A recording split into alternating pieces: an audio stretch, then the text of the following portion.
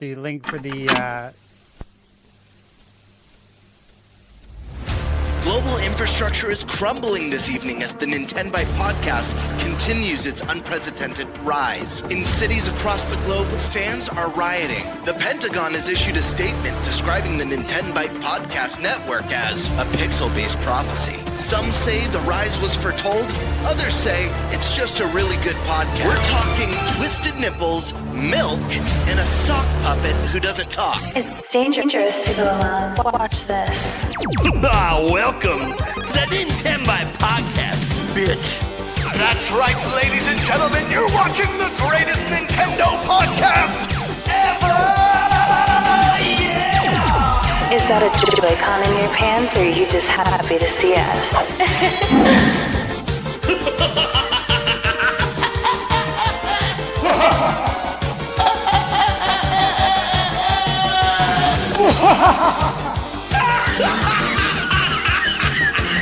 Shut up!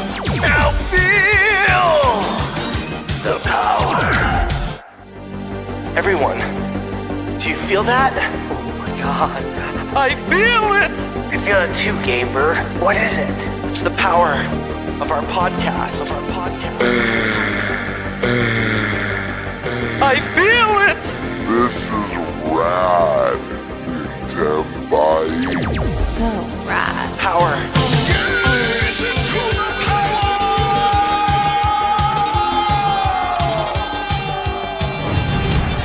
Now bask in their glory. I'm Nintendo Prime. Oh, baby.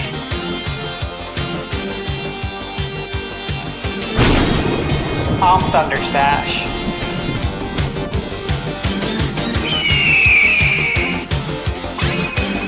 I'm Gamebird Classic.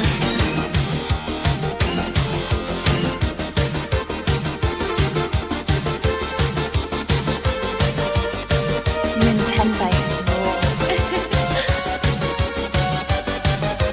Let's rock. Hey everybody, welcome to the Nintenbyte Podcast season, what is this, 3, episode 12. Oh man, we have a not a jam-packed show today. Just 4 of us. Eric vanished into the ether and got replaced by Sandstorm. I don't know how that happened, but things happen. It is what it is. We got all black shirts on as well, I've noticed. So I don't think we've ever had a whole show where everyone's wearing black. Dark Omen. Yeah, we'll see. We'll see what happens. That being said, guys, it's going to be a good show today. We got to talk about some Nintendo Direct and 40th anniversary / Metroid Prime / who the hell knows what else. There's rumors flying around for September and onward. This month, we have tons of game demos and stuff happening because there's just events going on, right? ZA this weekend begins with Pokemon Worlds.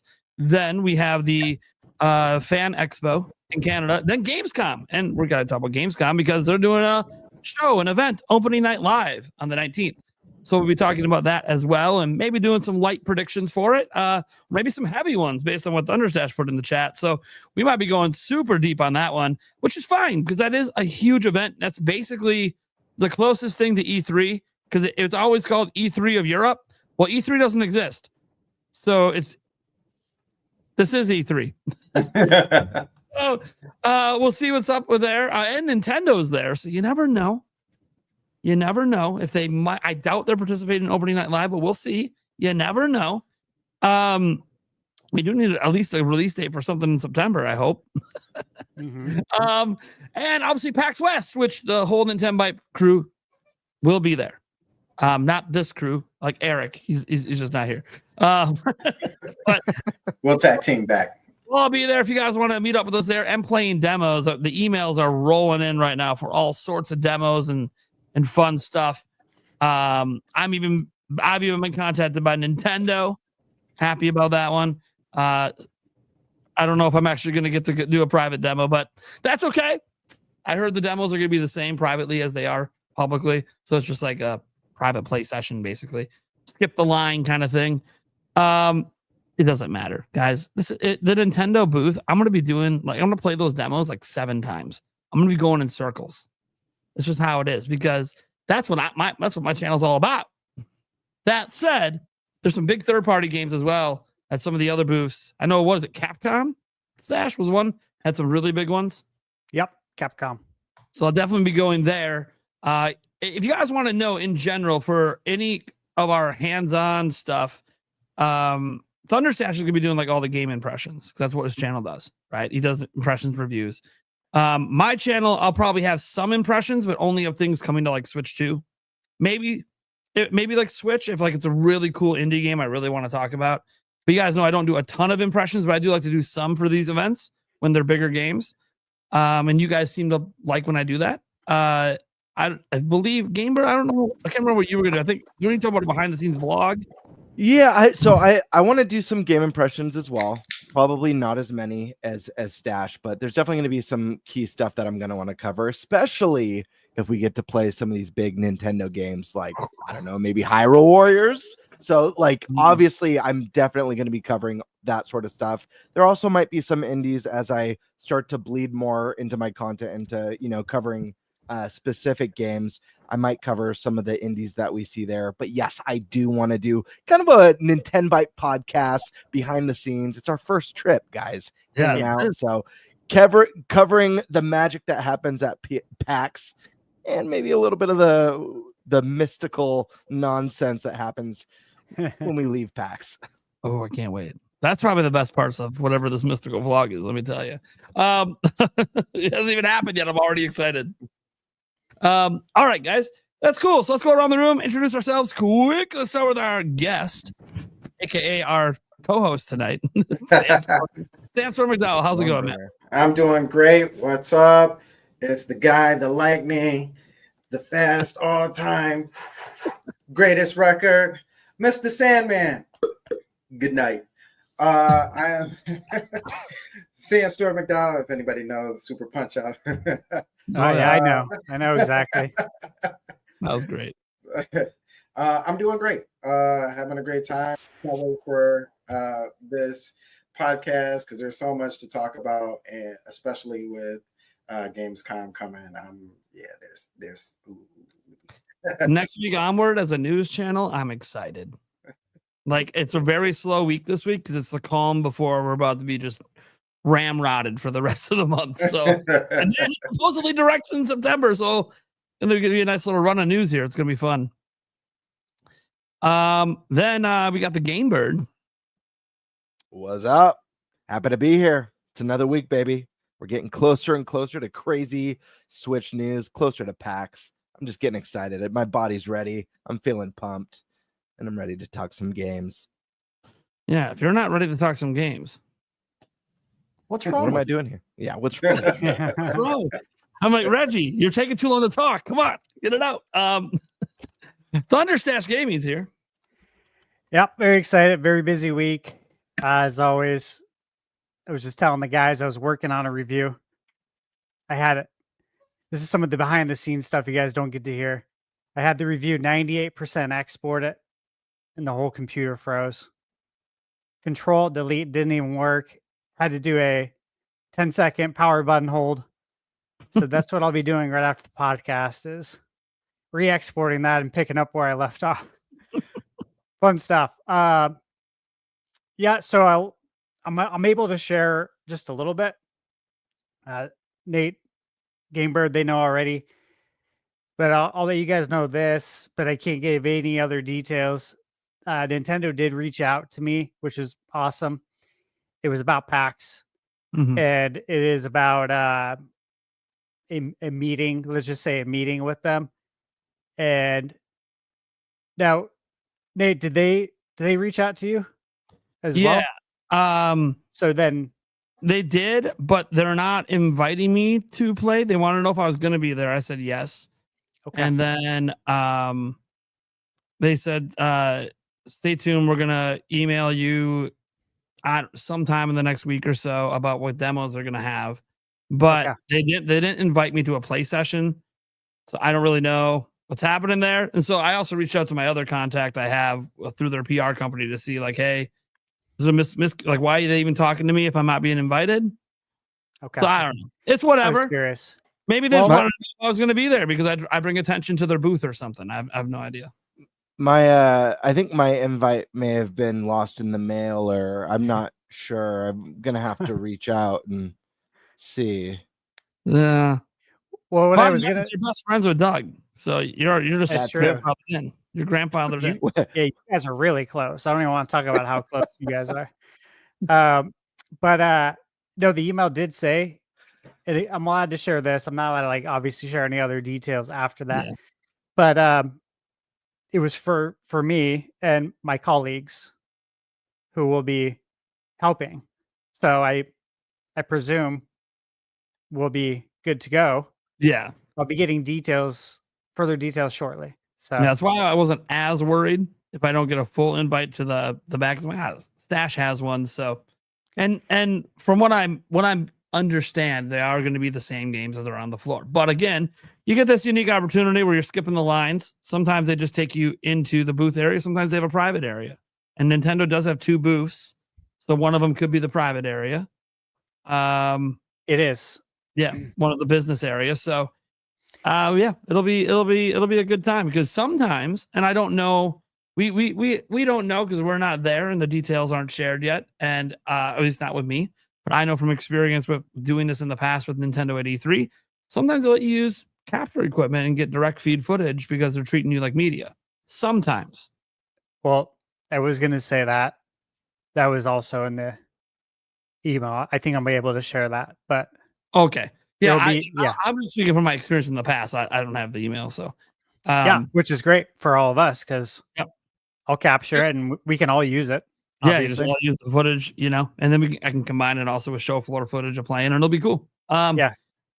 I think it's going to be pretty cool to get that, because what's cool about skipping the line is sometimes they let you play the demo longer too, so that's always kind of neat. Kind of depends on the session, but we'll see. Obviously, they really want media to play something.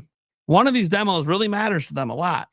Since you're my colleague, I'll give you more details, of course, like after the show, because I know how long it is and everything. Yeah. How long we have all that. Oh, do you? Oh, you have all those wow. details here? Okay, yeah. I do. And you guys are legit my colleagues, so I'm gonna legit share it with you, but obviously it has to stay. Well, between us. yeah. You That's can't why make it into one of your news segments. Yeah, that's why I was speaking. That's why I was speaking on my experience in the past. I actually don't know what's in his email. I have a rough idea because I've done this in the past, but I don't know the exact details for this particular event. And that's okay. Maybe I get a private invite anyways, which is fine. Into one of your if I end up getting invited too, right? I'm like, oh, look, we set up 2 sessions and my colleagues are now coming with me. Oh, I like that. That's a good idea, actually. That's so funny. Anyways. I love how Stash targeted you, Prime, and didn't tell me, and you can't turn this into one of your unhinged skits. Oh, yeah, right. He's not worried about your skits because by the time you get to the skit part, because your skits take a long time, right? So if you get the information today, it's going to appear in a skit 3 months from now. Yeah, it's true. Then it won't matter. It's all good That's then. True. That's true. Me, I'm pulling breaking news off our podcast last week from Attack the Backlog and Switch Force. So, I get it. Stash is telling me, calm down, Nate. You're going to ruin this for all of us. I got it. Good. I know how these events work. All right. That being said, I'm Nintendo Prime, guys, and I got to start my little segment with inspired by Thunderstash to get the RC Cola. I couldn't find any normal RC Cola, but then I just happened to walk into a dollar store and they had the berries and cream. What is this? What even is? I didn't even know this was a thing. Yeah. So I'm going to have it and I'm going to enjoy it, I think. How is it? Oh my God. That shouldn't even exist. So it's very good. He was vaping it. What? Wait, Nate, what's the flavor again? For Eric, I might be drinking the second can. What? What's the flavor of that one again? Berries and cream. Berries and cream. Creamy. Creamy. Doesn't look very creamy, but it tastes creamy. It's good stuff. Anyways, All right. Let's go and get some topics all picked here. Let's start with the stash man. What do you want? I think I know what you want, but I have no idea. Yeah, you're right. I'll take Gamescom. But, I put like no notes for it, so I'm like, Yeah, I got a game plan for it. So. yeah, I figured you had a game plan for it. So I'm like, all right, that one probably works. Gamebird. I hate to do this, man. I'm getting the dealer's choice. I know what this means. I'm going to choose topic 1, the 3 direct plan or more. The guy who ran out of time to come up with more topics today didn't ask anyone for help, by the way, because I knew I wasn't going to have time to read the chat to put notes in. Okay, so I have dealer's choice. So I'm just going to tell you guys right now, if you're watching live, please super chat in some topic ideas because I don't have any. I am blank. So one of you guys might be able to directly contribute to a topic tonight or 2. We'll see how the show goes. All right. All right, yeah, screw it. Let's just get into this. I got to stop talking. Good thing I'm out the first topic. Thunder Stash. What are we talking about? Okay, so yeah, Gamescom, opening night live next week. Nate, what time's it at again? Here in the States? Opening night live. I think it's at 1 p.m. Central on Tuesday. Yeah, so don't be confused. It's nighttime in Germany. Yeah. Of course, it happens during the day here when, a lot of us might be at work. So this is what we're going to do. I'm going to share the screen. I'm going to pull up the list of games that we know are coming and then the developers that are going to be there because, again, one thing we were talking about earlier is that with Gamescom, there's a lot of people there and we don't have E3 anymore. So this kind of serves as not the new E3, but again, Nate, you were saying the E3 of Europe is how it's always been looked at. And now that E3 is not here, how do we view it now? Yeah. Yeah. I mean, there's that new event happening next year by the ESA, but we'll talk about that later. Yep, we'll talk about that. We'll talk about that way closer to when the event's going because it sounds like we're probably all going to go to that one. All right, so let me get zoomed in here. Okay, so let's start at the top here. We got 2K. Mm-hmm. What could 2K be bringing outside of NBA 2K? And let's say Borderlands 4. Is there anything that you guys are thinking of? From 2K specifically, I know they're owned by Take-Two and they have other studios, but 2K is a very specific part of the company. I would assume that it's probably just going to be Borderlands. Probably, I mean, they could get NBA in there, but I think Borderlands is the one that's probably the one they want to put the most marketing behind. I mean, it has demos at Gamescom. So, yeah, I think it's just going to be Borderlands. I don't think they're going to be pushing much else. Because we got opening night live, of course, guys. For those who don't know, it's all the companies. It's kind of like the like what Jeff Keighley does with Summer Game Fest when he has the opening show. It's kind of like that. It's a show that has all the companies have like usually a game. So that's the game I think they're going to focus on. Okay, Gamebird, what do you think? I agree with that. I think Borderlands is going to be the focus, and then obviously at Gamescom, I think they'll have their stations for Mafia and all the sports games and Borderlands pushing that one. But I agree with Nate. I don't think there's going to be any shock announcements coming from 2K, at least not now. Okay, Sandstorm. Yeah, my sentiments are pretty much the same. I was going to say the only other thing that I could think of, and Gamebird had already said it, was Mafia, kind of pushing that title a little bit more and allowing people who don't have the purchase to try it out a little bit more. But outside of that, you may get a surprise release date of when 2K is exactly coming out, but outside of that, I don't really see too much. do you guys think we'll see Borderlands 4 Switch 2 version at all in any capacity at Gamescom? Yes. Yeah, Like it'll be Totally. playable, right? Yeah, it's Yeah, playable. absolutely. At Nintendo's booth. But do you think they'll show any of the footage during opening night live? Will they focus on the PS5? I think they're probably gonna show whatever the best version of the game is, and then just have all the Yeah. logos. PC Yeah. or PS5. Agreed. Okay. That's what I was thinking too. Okay, next up is Aerosoft. Are you guys familiar with Aerosoft? I've never even I- heard of this company, to be Yeah. honest Yeah. with you. Same. I just had to look it up, and Looks like they do simulators. yeah, it's a flight type simulator. It looks like maybe a train simulator, Tractor? tractor. I'm seeing all sorts of Oh yeah, just construction stuff here. like a land vehicle simulator. All right. I don't know what we could really predict from that because I'm not familiar with their game. How about Astragon? Do we know Astragon? Look this up. The name doesn't ring a bell. Okay. I'm looking at them. They're also a big simulator.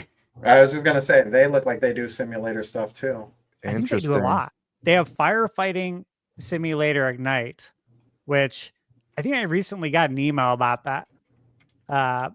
If I wanted to play the game, Seafar the ship sim, which is like it looks like a naval, no, not naval. I don't know. That looks interesting. Police simulator, patrol officers. Construction simulator, titanium edition. Construction simulator 4, my God. Bus simulator. Railroads simulator. Dude, they're the kings of simulators. I didn't know this. I learned something new today. They're the king of games I do not play. Same here. Okay. Bandai Namco, though. We do know them very well. Mm-hmm. What do Yeah, you think I- they could be showing? So I think the Blood of Dawnwalker. Definitely going to see more information on that. I'm actually really excited about that game because it's, it's like Blade, but like old school, I guess. Anyway, Little Nightmares 3. I definitely think we're going to get that. And Code Vein 2 specifically. I think we're gonna see more of Code Vein 2 as well. Now, whether we see them on Switch or any of that, I'll reserve that. But I do definitely think we'll see at least those 3 titles, maybe more. They also have Tawa and the Guardian of the Sacred Tree too. So I know that got shown off at a direct, if I'm not mistaken. So yeah, I think between the 4 of those games, and then they have the Digimon game as well, which is not out yet, right? No, it's not out yet. So I think that, so maybe that too. So maybe they actually have a plethora of games that they're willing to show off. But Hot Shots also. I forgot about They have that. a lot. Yeah. They have a lot that they could show, right, guys? Like Elden Ring, Tarnished. Yeah. Yeah, I think that's being shown. I think it gets a release date next week. Finally. So I think Bandai Namco will show at least one new game that we haven't seen yet. And I think one that is could what be a I'm great, curious. the one that I think could be a great fit for Gamescom is a brand new Tales game, a brand new entry in the Tales series. Don't Nice. say that. Yeah. Hey, it's been a while now since the last Tales, which was I actually a know. great game. Yeah. So I totally Make me could see have them. to change my pants on the show. The last Man. one was on Game Gear, right? The last Tales game. Talking about that Tales, Sure. right? Absolutely. No, I think a new Tales game I'm gonna predict. We're getting at least one new reveal from it's Bandai Namco, dude. They have so many games under their belt. If it's not Tales, some sort of a new anime game. I agree with Sandstorm. I think one of their big showcases will be Code Vein 2, a game that I'm really excited about. I think the first Code Vein was a decent Souls-like. I'm hoping this one, kind of levels up the experience and, you feel the fun coursing through your veins this time. You know what I mean? Yeah. But I'm going to say Tales and then a slew of games. I think we're going to be seeing those Switch 2 logos. This is stuff we talked about during Summer Games Fest that we didn't really get. Yeah. I think, we were all like, oh, dude, you're going to be seeing so many Switch 2 logos. And we saw like one for, I forget what it was. A game that was already announced. Yeah. So I think this time is the time that we're just going to be seeing a lot of that sort of stuff. But Tales, that's my guess. So that's my big guess. Okay. All right. I'll throw one more in there on top of it because I think all the ones you guys mentioned, yeah. Pac-Man, right? Pac-Man World Repack 2. Yeah. They'll probably have a station for that. Yeah.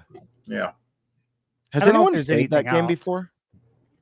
What, like back in the day? Yeah, because I've never played it, but I love Pac-Man. Yeah, it's a great game. it's really great fun. game. It's got Fun? quite the glow up. They did a video in the last week showing side by side comparison of the Right. original to today, and it's nice. Nice. Yeah, it's really cool, man, to see it come to life now.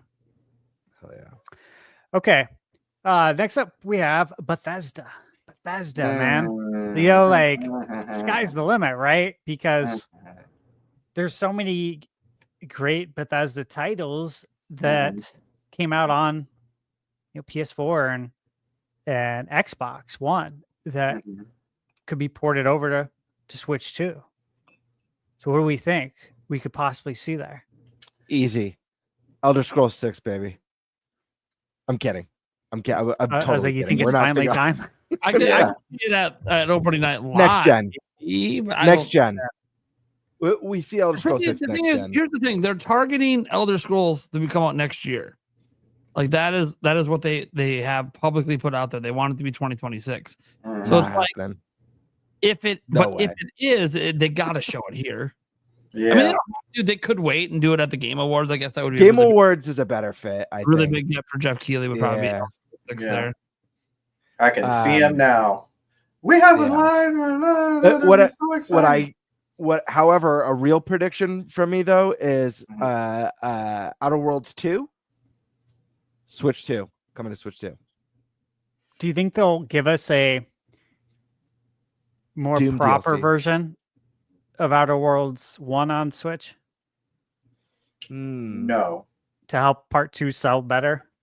No, It would be nice if they What? I mean, if we got the confirmation that it's coming to Switch 2 and then they announced a patch, like a shadow drop patch for an important performance boost. Yeah. Just watch. I mean, Bethesda's at Gamescom, and all it is just Doom the Dark Age demos. Yeah. I was kind of thinking that. And I Indiana think Jones. Doom so. DLC would be a good one for Bethesda because I don't think we're going to see a new game from them there. Yeah, a Really? DLC could be. Yeah. Realistically, I would like them to just drop Oblivion and just call it good. Oblivion for Switch, call it a day. That's one we've talked about a lot ever since it was announced, that it just feels like a perfect fit for Switch 2 on many levels. I'll say this: any game that's already announced, that we are hoping gets also announced for Switch 2. I think that's more likely for like a Nintendo Direct than an event like this. That's true. You know, That's very true. like Oblivion, like that's only going to be a big deal to people on Nintendo. So you would probably want to be at a Nintendo event. Yeah, that's true. But that kills my next one, but that's true. Here's the thing. Here's the thing, though, is that with certain third-party games, I feel like if they end up having certain games on the show floor for people to demo, that's like a good opportunity for consumers to get their hands on some of these third-party games on the Switch 2 at this event and be like, oh shit, this looks great and it's portable. You know what I mean? I will also say that will be an interesting one, right? So if you have Oblivion, hypothetically, let's just say Oblivion is there for the PS5 and it's also there for the Switch. You know what the main thing is going to be, people running back and forth and let me see how this looks on this versus this looks on that. And I don't know. I also don't expect this year. Yeah. Many third-party booths to have Switch 2 units in them to demo games. Like, I'm not saying they can't. Obviously, they could, right? Especially because usually they're retail units anyways. It's just the build of the game. But I kind of feel like, just like at PAX West, I really only expect to see Switch 2 demos at Nintendo's booth. I don't think anyone else is going to, in particular, have specifically Switch 2 demos. I think it's going to be demos on hardware that makes their game look the best to people, you know. Could be wrong. I hope I'm wrong. That'd be sick if there's other, companies with Switch 2 demos. But yeah, that's kind of like what I expect here at Gamescom as well. So for me, I think like any of this stuff that we see here is just going to be, like I can give you an example, like Crimson Desert. When that was released, they had 2 different types of demo stations. One was PC and one was and you were using an Xbox controller on PC. The other one was PS5.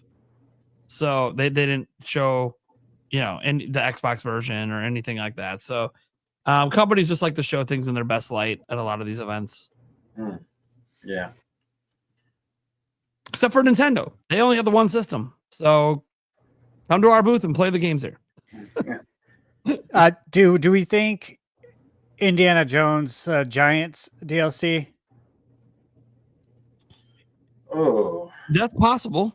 It's coming out in September. Yeah, I would say that this would be a good chance to maybe market that. Yeah. And then also in the back of my mind, I kind of hope at the same time they announce the Switch 2 version. But me too. Yeah, I'm not going to do that for that. That won't happen. That won't happen here, anyways. But I wanted to. Yeah, that game's so good. Avowed. Do we think Avowed comes to PS5? I forgot about Avowed. It didn't perform particularly well. Yeah, I think it's obviously going to come. I mean, look, anything from Microsoft, I think is going to PS5. Starfield. Yeah, I think especially Bethesda games. It's just like, will they show it at this kind of event? I mean, they could, because Avowed would be a new game for a lot of people watching this event who don't own an Xbox or a PC game. Yeah, it's interesting because something like that. I always feel like, oh, you would save that for a state of play, or you would save that for your own Xbox Direct. But it's like, yeah, but I don't know what it is. Those state of plays and those Xbox Directs don't really get that much viewership relative to events like Opening Night Live. No, they don't. Yeah. And it's actually kind of crazy. You go look at like the viewership on a state of play, and then you go look at like a Nintendo Direct, and you're like, oh, yeah, these are not the same thing. There's a difference. They're also not as frequent these days. Like the last few years, they've been less frequent. Yeah. I will also say too that it's also Bethesda too. Obviously, they're under Microsoft, but I think the fact that it's also Bethesda kind of gives them like the Pokemon. What is that? The Pokemon group, Game Freak, kind of gives them like freedom, if you would, to freely kind of do their own thing as far as like trailers for other people. So if we're looking at like Sony, if Avowed or Starfield show up, it's just like, oh, we let Bethesda do whatever Bethesda does, and so it's here. It's not us. It's not Microsoft. It's just Bethesda doing their own thing. The other one is, obviously, I mentioned this a lot about how much sense it makes to bring Fallout 4 to Switch 2. However, just Fallout in general, right? We got Season 2 coming out here in December. For Season 1, they patched Fallout 4 to perform at 4K 60 on PS5. Very nice performance patch. Felt like a new game. and that is a game that really needed it too, a performance patch. And so they did that, I think, to kind of like fill the gap, because all these people are like, well, what game should I play? This show's really cool. I haven't played the game. Which one should I play? And it's like, oh, all we have is this one that came out on PS4 in 2015. This is the newest one. And it's like, what? They're like, yeah, well, we don't know if we want to tell you to play Fallout 76, because, you know, it's very divided, that game. And then it's just different, right? It's not like your mainline Fallout. So my question is it's been 10 years since Fallout 4, which is very hard to believe. Dude, do they announce a new Fallout? Or is it still too soon? Is 10 years too soon still? You know what? So I think now, if we didn't have the show, the TV show, I would say absolutely it's a good time. But I feel like now there are a lot of people who are kind of invested in that show. I think it's almost a better time to drop the name, like a new Fallout game, when you're ready to talk about season 2 of Fallout. Like, it's coming out in December. Oh, is it? Oh, yeah, well, that's what I'm saying. Then I lied. Then I guess this is a great time then. Yeah, like now's the time when you have a stage. If you're going to do it, start getting people hyped for the show, and then make an announcement like this will get other people to be like, oh, you know what? I was meaning to watch this show and I didn't, because some people don't like to start a show when there's only one season. Yeah. And then wait. Yeah. So some people might be like, you know what? I'm going to watch this now. And then if it hits for them, they're like, yeah, this is cool. I want to see what the video game's like. Yeah. They just have a lot of opportunity here. I don't think the time is right for a new Fallout game announcement. I think especially like just the fact that we haven't even seen Elder Scrolls 6 would just be annoying to a lot of people, because we've had so much Fallout. I think the better Fallout announcement would be giving like Fallout 3 or New Vegas the Oblivion treatment. Where you're doing that'd be like huge, an incredibly polished version, because I mean, Fallout, like obviously 1 and 2 were, you know, really neat games for the time, but the popularity really exploded with they're 3. isometric, you know? top-down games. Yeah, Kids it's today don't want to play that. Absolutely. So I feel like giving Fallout 3 or New Vegas, or both for that matter, that Oblivion treatment would be a massive win. It wouldn't upset people who are, you know, going to be waiting 30 years for Elder Scrolls 6 at this point, but yeah, I think that's the better route. I like that idea. I would love to see New Vegas. Awesome game. Yeah, I'd be all over that. I need to finish New Vegas because I ran into the game-breaking glitch, and I was like, never again going to play this game. So if they could figure all that out, I would love to jump back into it.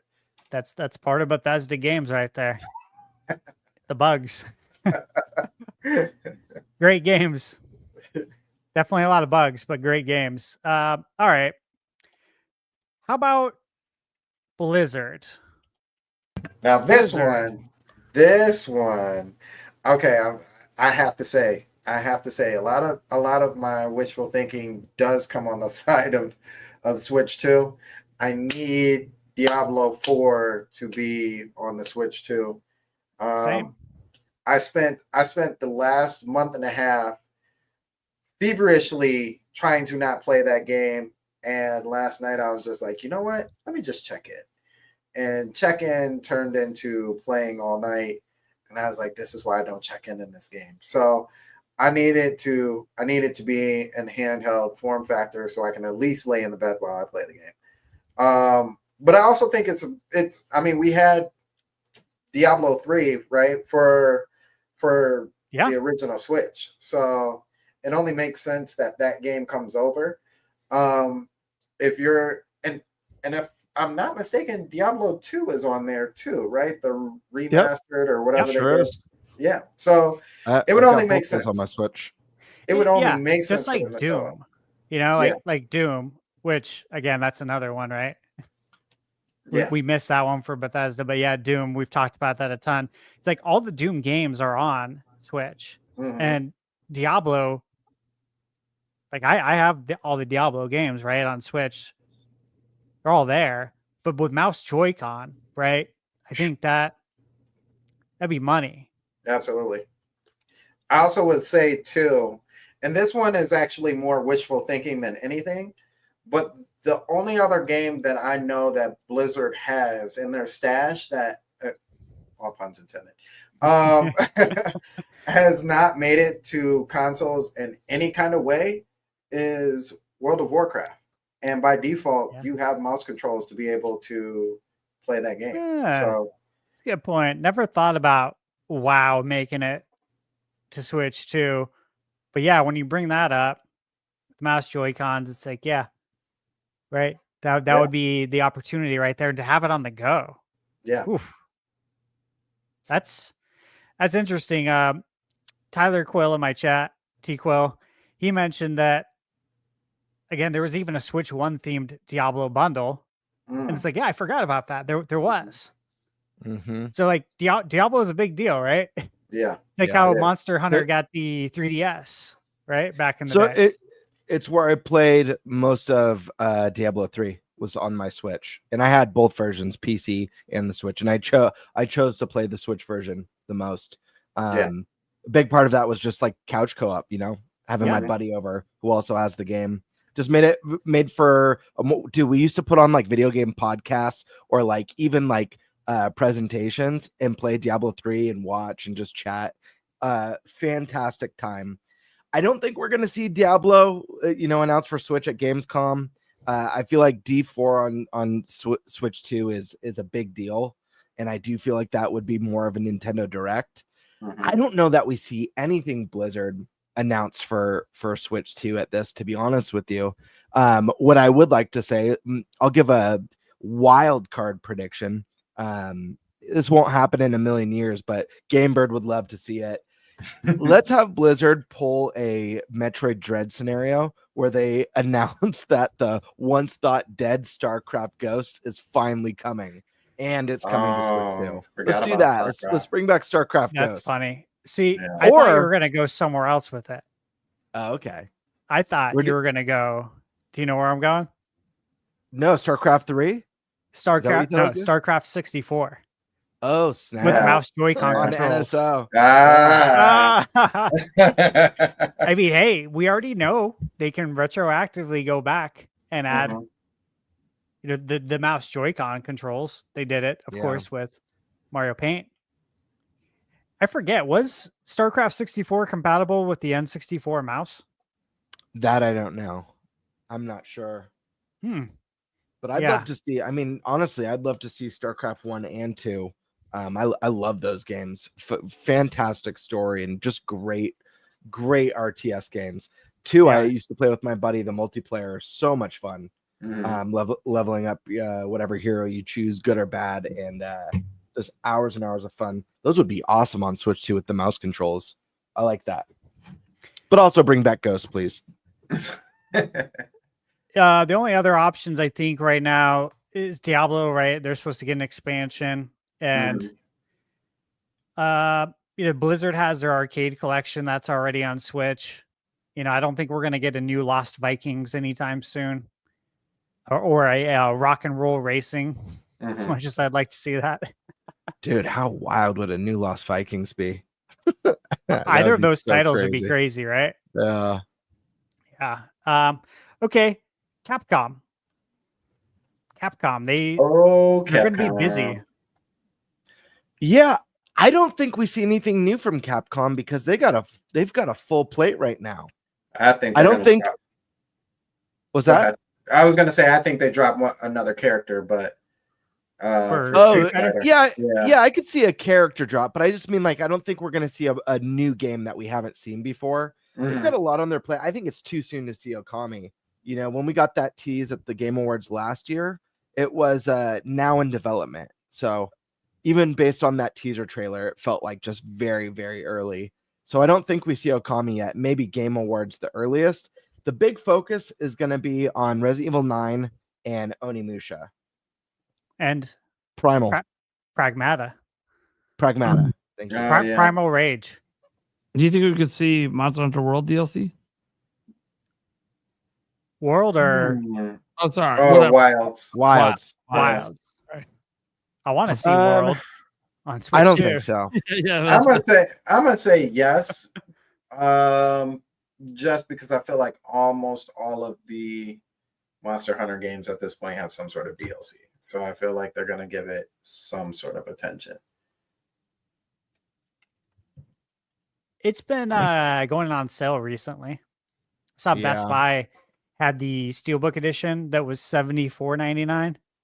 I think it was down to 55, and then I think I saw either Amazon or GameFly selling it for like $29.99 or $34.99. They usually drop the price when they're about to announce new DLC. This is a common business practice that I've observed for many years now, right? Because hey, we want new people to come in, and we want your money, and we want your money for the DLC now. But what if instead of the DLC, we're getting that stash predicted Monster Hunter World with Iceborne coming to Switch too? Dude, it'd be so money because look, it's a PS4 game. It's a beautiful game. It is the highest rated Monster Hunter. People prefer it over Wilds. Wilds, again, I thought my PlayStation 5 was going to explode when I was playing the beta. So I don't know how it's going to run better on Switch 2. Like, even if it ran as good as it did on PS5, hypothetically, of course, hypothetically, people, if it ran as good as it did, right, it's still not good. Like the performance was, and you guys know, like, I'm not a stickler on performance, but it just felt very hitchy. And maybe it was the beta that I played in, but overall, I would prefer the finished product Monster Hunter World with the Iceborne. I think that could see brand new life on Switch 2 if you looked at, the massive community Monster Hunter Rise had on Switch. That's easy money. That's the definition of easy money right there, right? Yeah. Again, do they want easy money is the question. Yeah, and Demonic Brawler here had to think, will Capcom show a second trailer for RE9 at Gamescom, or will that be saved for an upcoming presentation or the Game Awards? I think it's a good question. I know there's a lot of rumors flying out there from that Dusk Golem guy about multiple RE projects going on too, which isn't shocking. What have you heard? Remakes coming. What's the next remake? Is it 5, 0, Code Veronica? According to Dusk Golem, hold on, I'll pull it up quick. Because I follow the Residents of Evil YouTube channel, but I haven't seen anything new that they posted in a while. So these ones we probably won't see this year, but he said the next Resident Evil remakes are Resident Evil Code Veronica and Resident Evil 0. And they're coming in 2027 and 2028, respectively. Do you think we ever see a remake of Resident Evil? Because we kind of got one on the GameCube, and it still looks amazing. Like, it looks still fantastic. does. Those pre-rendered it's wild. Graphics are so beautiful. Still, the lighting.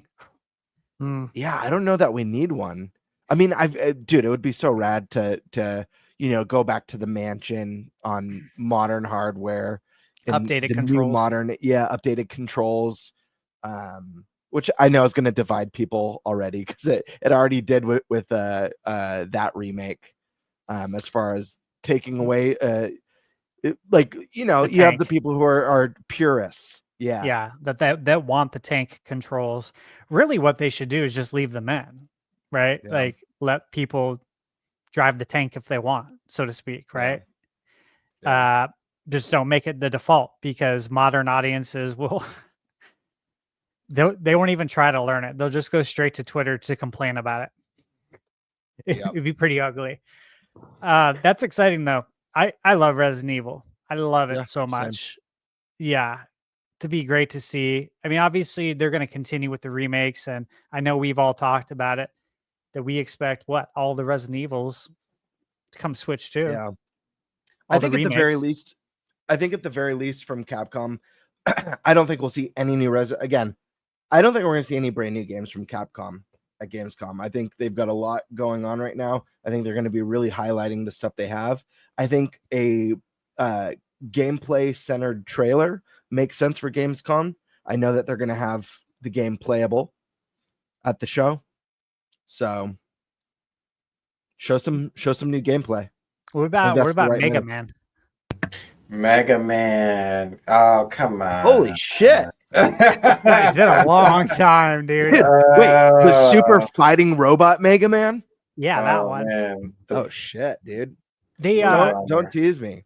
I just saw someone posted on Twitter last couple of days that they're bringing the animated series that came out in '94. I still love It was that 2 show. seasons. They're bringing it to Blu-ray. That's so rad. It's Sometimes so you bad, got to but I wonder love though it. with the timing of other things, right? Like, Mhm. why is that going on right now? Are you thinking about bringing out a new game? Is that why you're bringing out the series? Like, these are always things that I question if there's any connection. Oop, I guess we'll see. All right, let's move on. Games, CI. Lords of the Fallen, Sniper, and Lords of the Fallen. They are supposed to bring Lords of the Fallen too, right? That's the word on the streets, right? Yep. Did you guys which play that? I played the crap out of Lords of the Fallen. Both Really? that original version and the reboot. I loved the reboot. I know it didn't get the best reviews. I think it was reviewed to be very average, but there was such a unique mechanic in the game that's different than anything from any other Souls game, which was, I don't want to say light worlds because the game is anything but light, but there was kind of a light and dark world mechanic. And depending on the world state that you switch to with your lantern, it changed like corridors and areas that, like, for example, there might be a lake, but then you switch to the dark world, that lake might be dried up and there's like an underground cavern. So exploration, there was a really intricate Metroidvania element to the game that went beyond what we've seen in other Souls games. It wasn't perfect, but it was a lot of fun. The boss fights were a ton of fun, and it was a huge improvement from that first iteration of the game. So I feel like they're on a trajectory to keep improving. I can't wait to see what they do next. I've been following them. I follow their Twitter, and I read the review, watched the reviews when it first came out, and then I saw what they ended up doing with the game, all the improvements they made, and it's come a long way. Obviously, I've owned the game, I think, since right around the time it came out. I just never got around to playing it. One of those backlog games that I'm ashamed of for not playing yet. But yeah, would love to see it. Anything else from Games, guys? No, We I think it's think just pretty much Lord of the Fallen. Yeah. Lords of the And a Fallen. sniper game if they want to bring out a sniper game, but that's about it. Okay. Disney Plus is what's on the list. Okay. Not Disney. Yeah, Disney Plus. Yeah, I got Disney Plus. How's that going to work? So if you have a Disney Plus subscription, can I plug a controller into my Roku or something? Are they doing like Netflix games? That's what I was wondering. Yeah. No, I don't think so.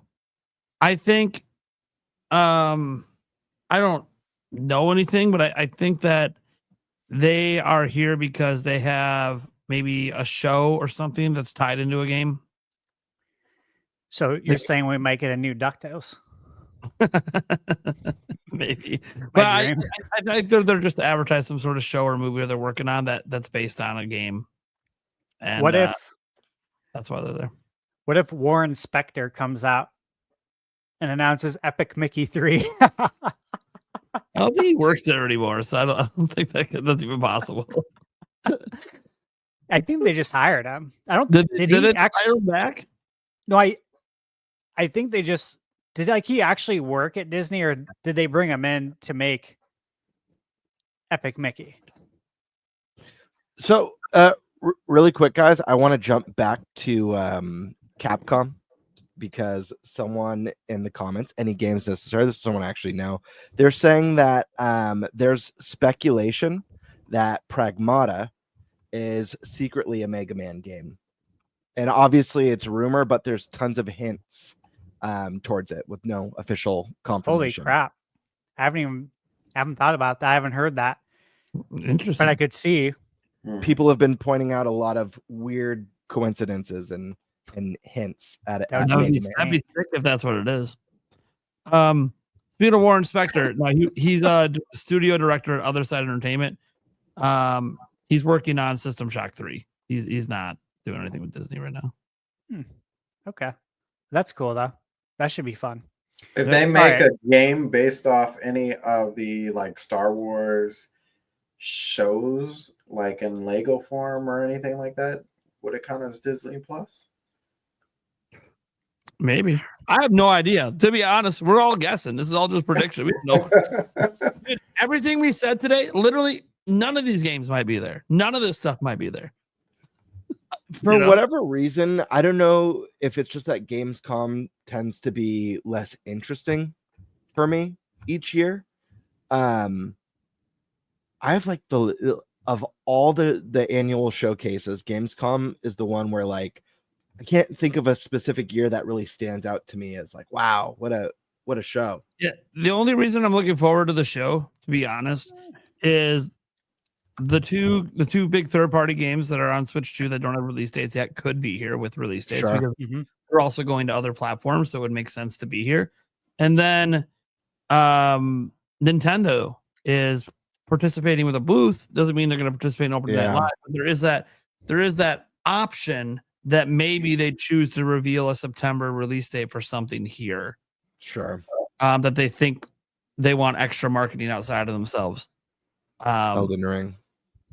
I mean, yeah, but that's not theirs. I mean, something from them coming out next month. I don't know what that would be because Dragon Drive came out now. Next up's the DLC, but that's not September. So I don't even know what the game. We've made all of our guesses. It'd be crazy. I'm gonna save a crazy Nintendo prediction for when we get to them, but yeah, we can move on. Okay, so for Disney, we don't know. We're all secretly, though, openly, I guess, hoping for DuckTales. Maybe Chip and Dale Rescue Rangers 3. Here we go, on NES. Yeah. That'd be give us a new Tailspin. Maybe Disney Plus is going to announce a new mobile game thing, and then they're going to bring those as brand new ones. Yeah, that would be interesting to see. All right. Electronic Arts. Man, they're gonna have a lot. You think?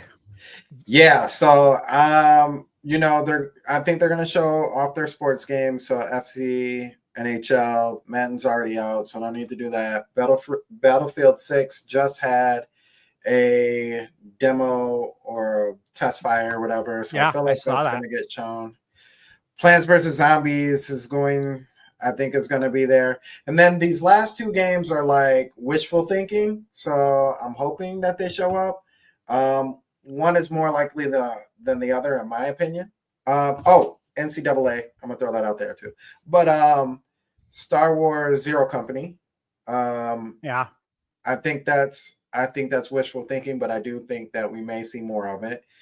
And the biggest one to me, like huge, like I can't even tell you how big it is for me, but pause. Skate. Oh, Skate. Yeah. Because we have not heard about that in quite a long time. And the last time we heard, they were like, yep, we're still doing this. Just so you know. I did see that. And I saw that when Tony Hawk came out, they put out a tweet congratulating Tony Hawk and basically said something to the effect that we hope to be alongside you soon. Yeah. So I definitely think it's well, every time is that time to show off that game, but now's the time. How about Gamer? What do you think? Let me hear you first. Man, it's hard because I see a lot of these companies and a lot of them I know, again, I said this about Capcom.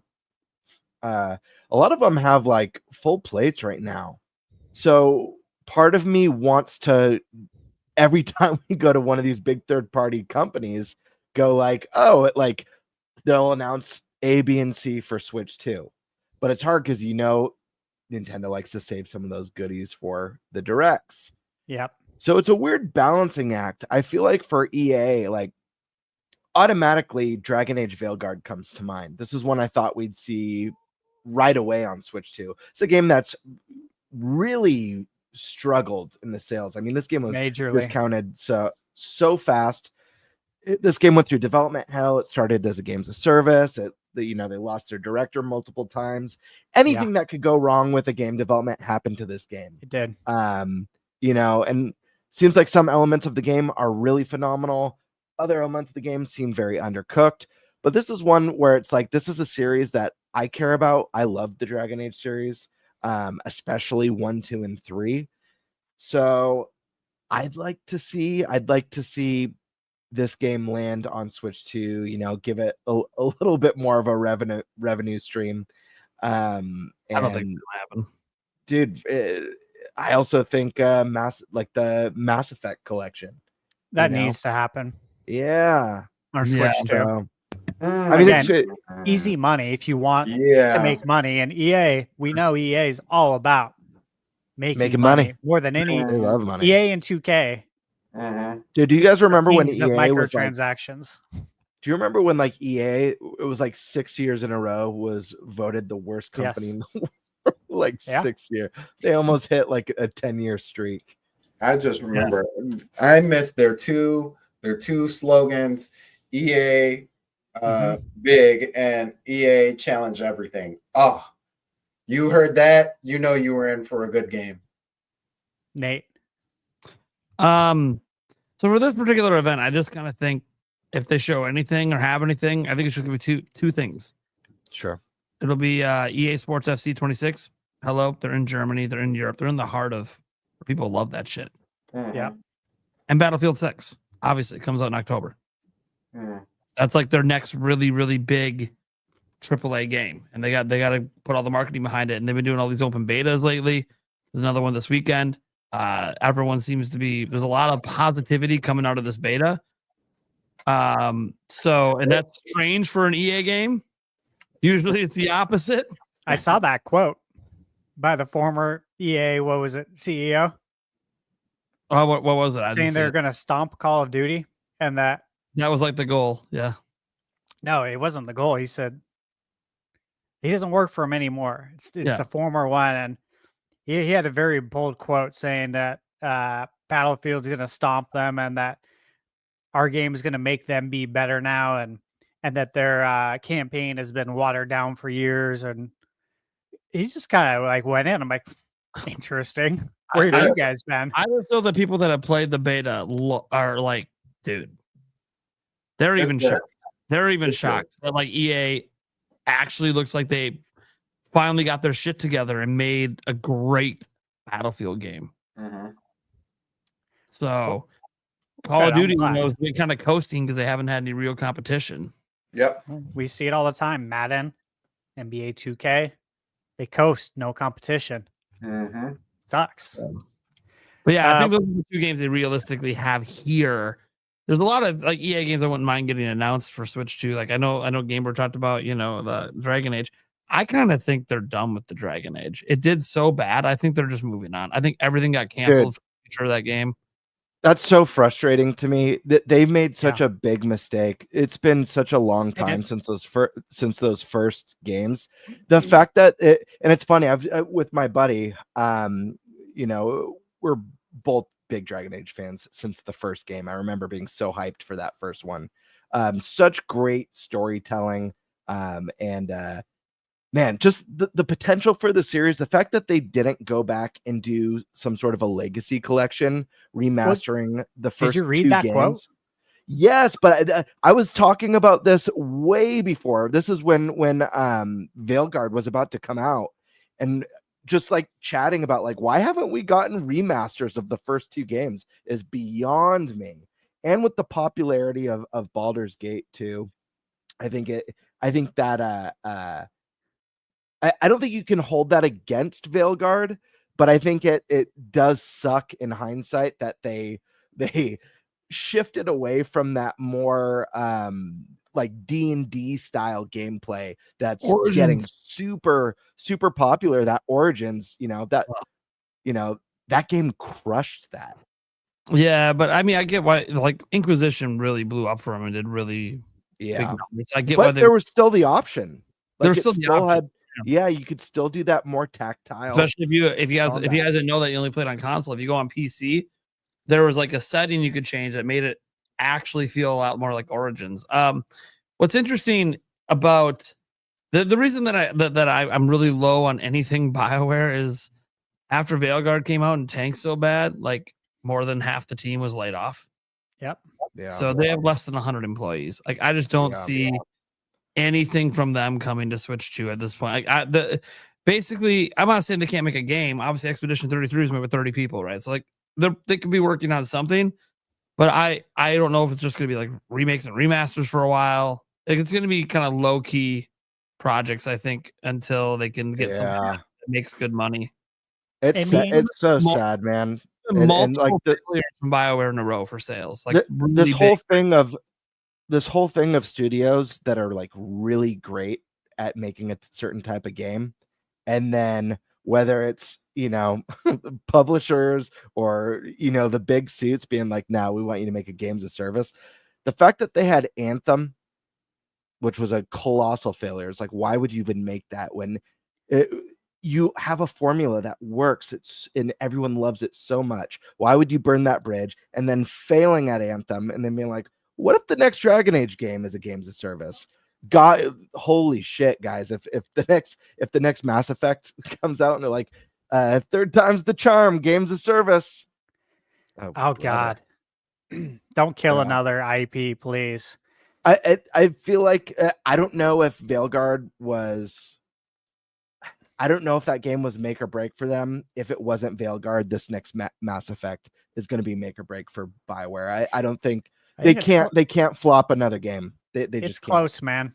It seems like it's very close based on everything I've read, and I have followed that really closely. I'm sure you have too, and it does not sound good at all in a variety of ways. But look, the quote that I was talking about, this just came out in the last week. They were talking about doing a Dragon Age Legacy collection, and I guess it was pitched to EA. Yeah, I saw that. And EA's like, and they turned it down. Like, yeah, you can do that with your own money. It's like, like interesting, because again, well, they wanted that games of service. That's easy money. Like that, it's guaranteed money. Okay, like the games of service. You have a very high ceiling to what it could be, and then you have like the guaranteed money, which is down here, but it's guaranteed. And when you're in BioWare's state that they're in right now, you got to go for those guarantees, right? Like that's a guarantee. Mass Effect Legendary Edition on Switch 2. That would sell really well. I mean, it would review really well too. We've heard this story 100 times now, man. I mean, look at Rocksteady. First it was Gotham Knights, then it was Suicide Squad, and then they're going down the BioWare route now, praying that we get either some sort of a full remake of like Asylum, or we get a brand new return to form. So you're sad. Really good at something, stay with it. I heard a rumor, and I know we've jumped a little off topic, but this was so upsetting. I recently heard that some concepts leaked for Rocksteady's next Batman game before it became Gotham Knights and Suicide Squad. I saw that too. And that it was supposed to be a single player Batman game that incorporated the Nemesis system, which was one of the coolest innovations from the two Lord of the Rings games that we got, the Mordor, Shadow of Mordor and Shadow of War games. Yep. How freaking cool would that have been? But there's that games of service. And again, this all goes back to pleasing who? The shareholders, right? Not the fans. They're not when you stop making games for the fans and you stop making games for the people who buy them and you start making them for shareholders to appease them, that's when things go south, because you're not doing it for the right reasons anymore. It's money driven instead of passion and creativity. And that's what we're seeing with so many of these big AAAs. It's very sad. But I don't want to get off on a tangent on that. Okay, EA, if we get one thing, just bring us back NBA Jam. Stop sitting on that license. Do something with it. Please. Like, what are you doing, man? Right? We haven't had NBA Live in forever. And now you, because we don't have that, 2K can do whatever they want, and they do. Trust me, they do. It's wild. I actually had a contact in EA who was working on the live games, and from what it sounded like, they were working on live and it wasn't working out, and so they actually were going to turn that into CAA. And I don't, from there, like, things just went straight silent. So I don't even know what happened. I know about it. With that. Yeah, I know about it. The NCAA. I tweeted about it a couple months ago. It sounds like it's happening. Okay. That's where they're going. Yeah. So it should be interesting. Okay. All right. So that's EA. Apparently it's not in the game anymore. Let's go to Focus Entertainment. Hey, Focus has a lot. They have a lot cooking. Mm-hmm. The only one I can think of on the top of my head is Mio, which that demo was awesome. I love that demo. I'm hyped for Mio. Yeah. But that's all I got. I mean, I wholeheartedly expect them to bring that there.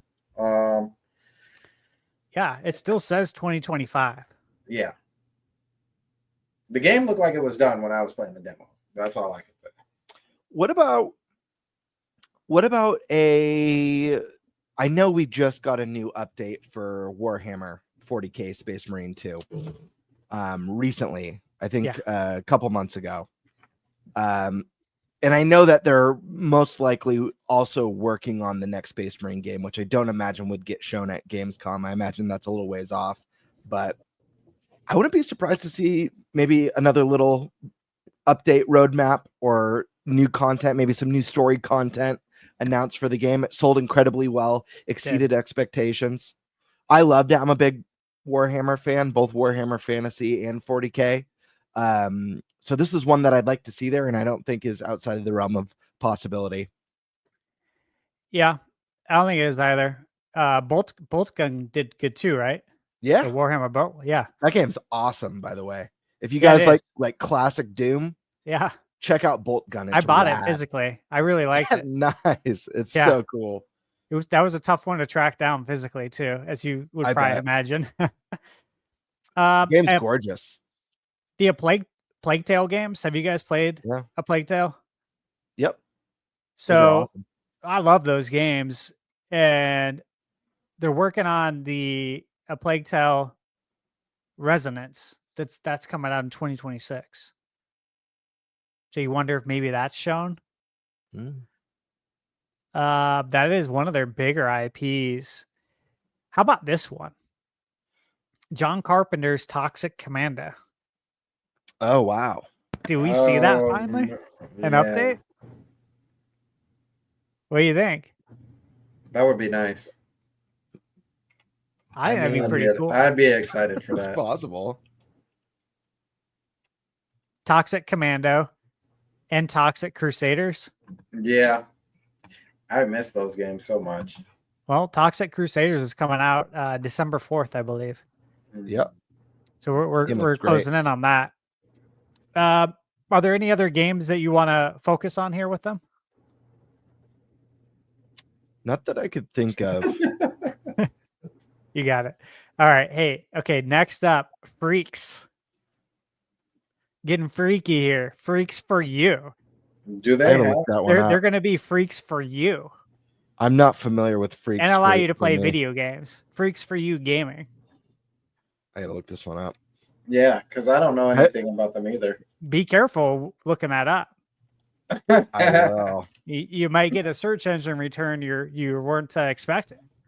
Make sure you put gaming in there.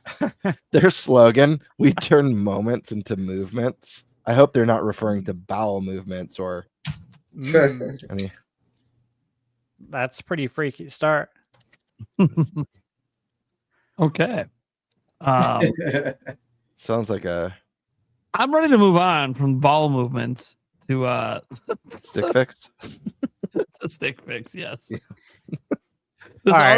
Arsenal is entertaining me quite a bit right now. Giant Software. Do we know Giants? Are we familiar? I've heard They of do them. they do the simulator games. Yeah, Farm Sim, I Yeah. believe. I did a sponsorship with them once. That's why I know who they are. You know what I want to see? Farming Simulator on Farming Switch Simulator? too. Hey, Using the Joy-Cons because they're so cool. Yeah. I'm gonna say we get a new game from them. The simulator, unlike any we've seen before. Crematory Simulator, 2025. That was a little morbid. Do you say crematory? Sure did. What? Oh my god, I don't want to see that. It's wild, man. Okay. Let's move on. How about Head Up? Super Meat Boy 3D. Ooh, Yeah. yes. I think that's where that's going. Yeah, For that. I agree. That's not dated for 2025, is it? It's not one of those placeholder 2025ers, or I'm not sure if they gave it a date. I think it's been a while. Yeah, I don't remember when we saw it last if it had a date attached. Early 2026 is the call. Per Google, early 2026. Okay. Okay, how about Hoyoverse? Only game I know of theirs is Zenless Zone Zero, and if that shows up, say that 3 times fast. Switch to? They do a lot there. They do Yeah, Genshin. that, Genshin, and then Honkai Star Rail, which is a Rail. popular as well. Yeah. game. Yeah, I would not be surprised for them to just announce a new game. They're covering all the bases. Yeah. You know, Genshin's that like open world kind of Breath of the Wild like. Honkai Star Rail is your turn-based RPG, story-driven, and Zenless Zone Zero is that more of like a beat 'em up action game. Mm-hmm. So, All right. How about Calypso? They are the developers behind Tropico. That is definitely their most popular Mm-hmm. IP. I don't play Tropico. Nate, do you Neither play do I. Tropico? I played it. Yep. that sounds like a Nate game. It does. You love those kinds. Strategy games. Yep. Yep. Fun. It's a very fun game. I would love to see. I'd love to see some action here. We'll see. We still have a long list, so we better go rapid fire. Konami. What are we looking at with Konami, guys? Give us a Metal Gear. Give us a Metal Yeah, Gear. Metal Gear Solid 3. Delta. Come on. Yeah, Metal Gear, Silent Hill. Silent Hill F. The big one. Do we no. get Castlevania? Silent Health. Correction, it's called Silent Health. Yes. Right. Thank you. Of course, I just want to make sure we're clear. I have it pre-ordered at GameStop Nice. with that steelbook. Yeah, Game looks excited great. for it. You asked, did we get what? Do we see Castlevania? That's where my heart's at. I just want to A see new one? Castlevania. Are you asking? Anything As much new, as I man. would love it, It's I don't think so. it's been over a decade since we got an actual new Castlevania, which would have been Lords of Shadow 2 Yeah, or Lords of Shadow 2. Mirror of Fate 3D on 3DS. They will Either way, long time ago. They will say we will give you another Castlevania, but after we get officially done with doing another Castlevania for Netflix. They should just license Castlevania out to a know. great team. Well, look, That's what I think they should do. they did that with License it out. Contra. Way Forward worked on Contra. There's developers out there that would probably love to work on Castlevania. There's probably developers on the team that are the same age as all of us. They grew up playing Castlevania on Nintendo, and it would be an honor for them to work on this IP. right? Yeah. Man, I'd love to see either Blue Point or even From Software take a stab at Castlevania. Oh my God, that would be so rad. It would be. And I do wonder if we're going to get a 3D Castlevania collection. Or, yeah. Not as popular. We'll see. Okay. Crafting. What kind of games do you think they're crafting right now? Is this macaroni the kind? PUBG? team? PUBG, Subnautica. They publish it. Okay. Yeah, that's probably about it. Yeah. I feel like they Yeah. kind of sleep on or just like sit on that game and it's just like we're good. Yeah, I don't play PUBG. Yeah, I don't know anything really about it. Yeah. So I've never been interested.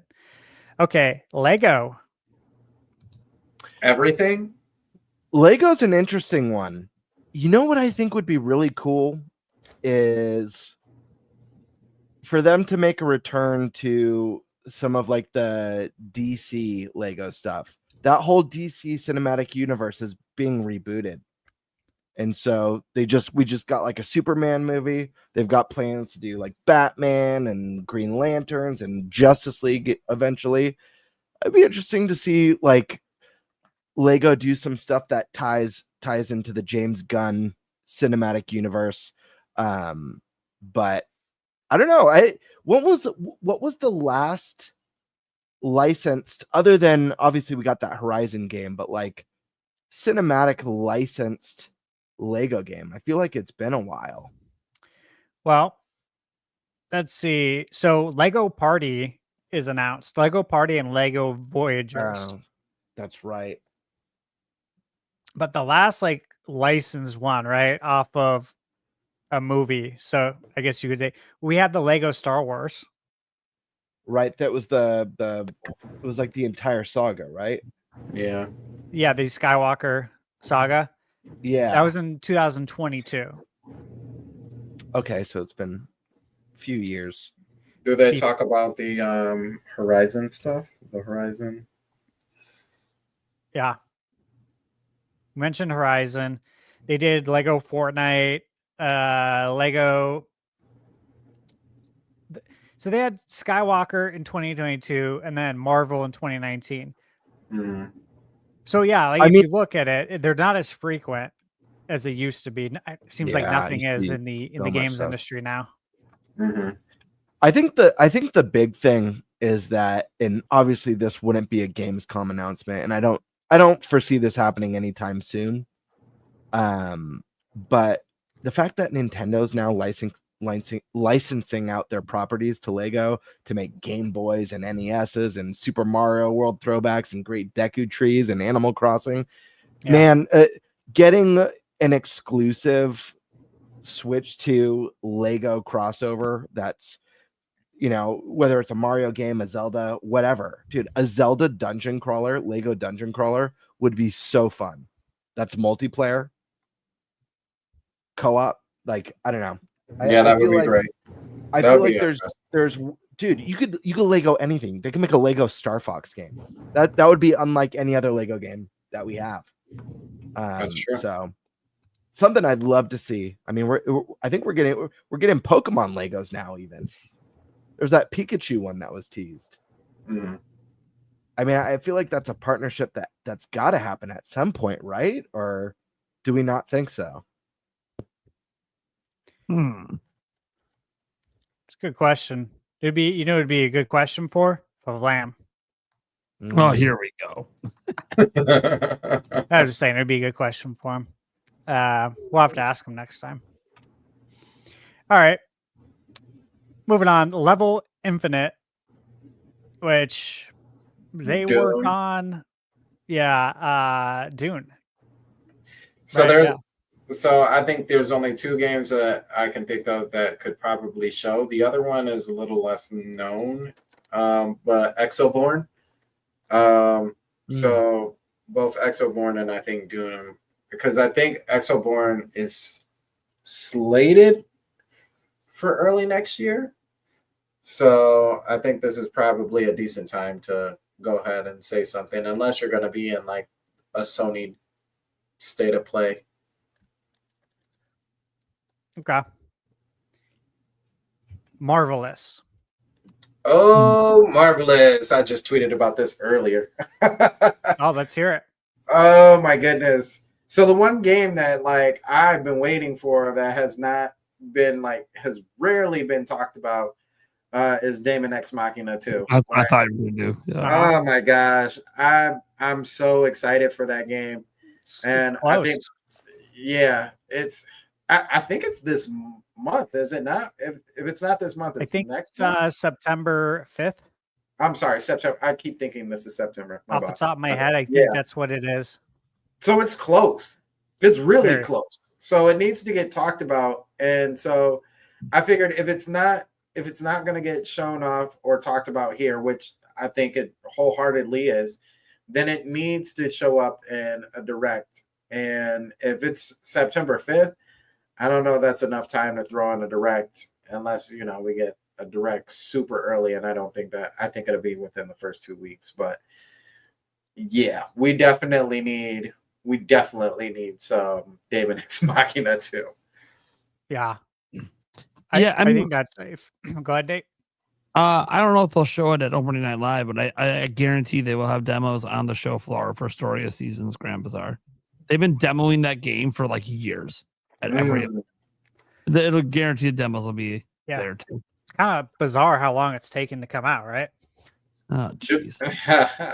Do they do Rune Factory too? That joke. I believe they do. Yeah, they do Rune Factory. So that's either coming out soon or it's already out. I think Rune Factory is already out. Okay. Guardians of Azuma, it's already out. Yeah. All right. Netflix, man. Everything. Do we get a new Stranger Things game? Because obviously, this final season.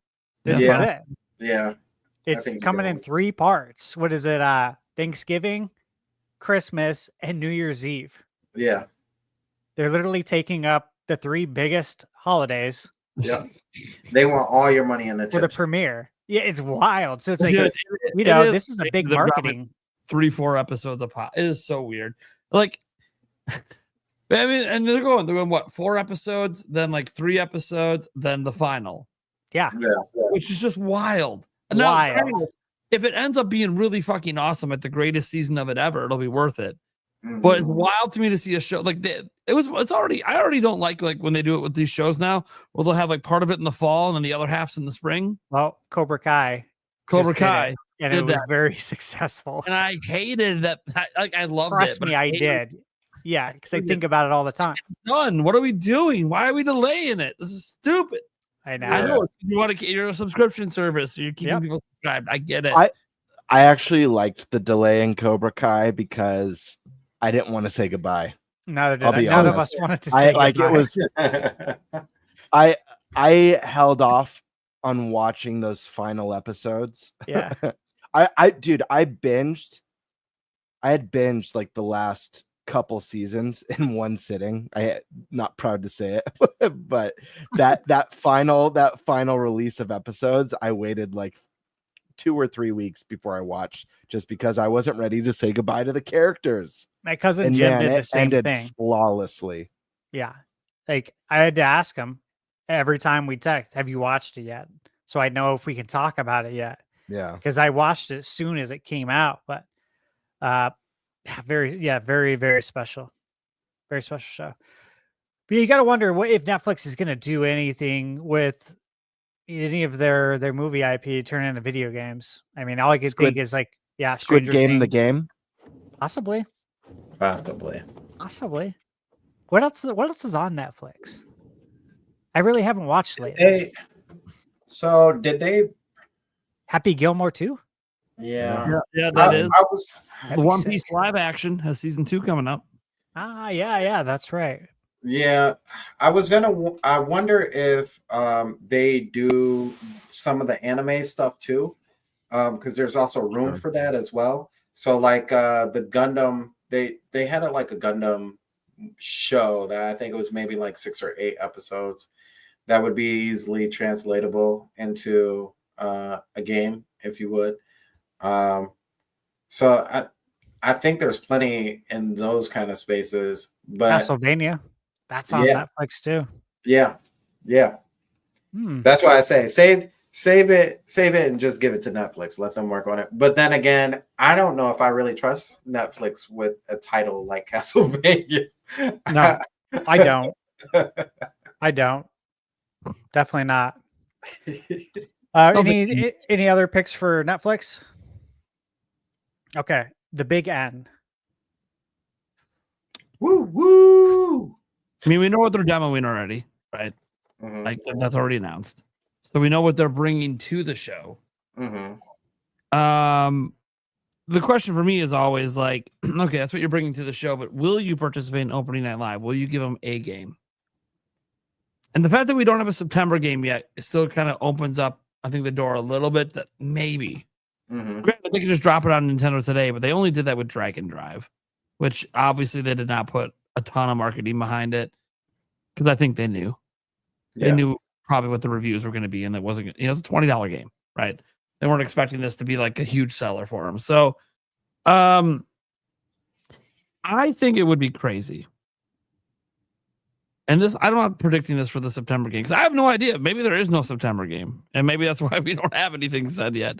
But it would be kind of cool if we got Kirby Air Riders gameplay for the first time. I think of any of Nintendo's games that are pending a reveal or a release date right now that we know exist. Kirby is probably the only one that I could picture being at Gamescom at Opening Night Live. Yeah. That being said, I find it unlikely. Yeah, I personally don't believe Nintendo's going to show anything in Opening Night Live. Yeah, but they could.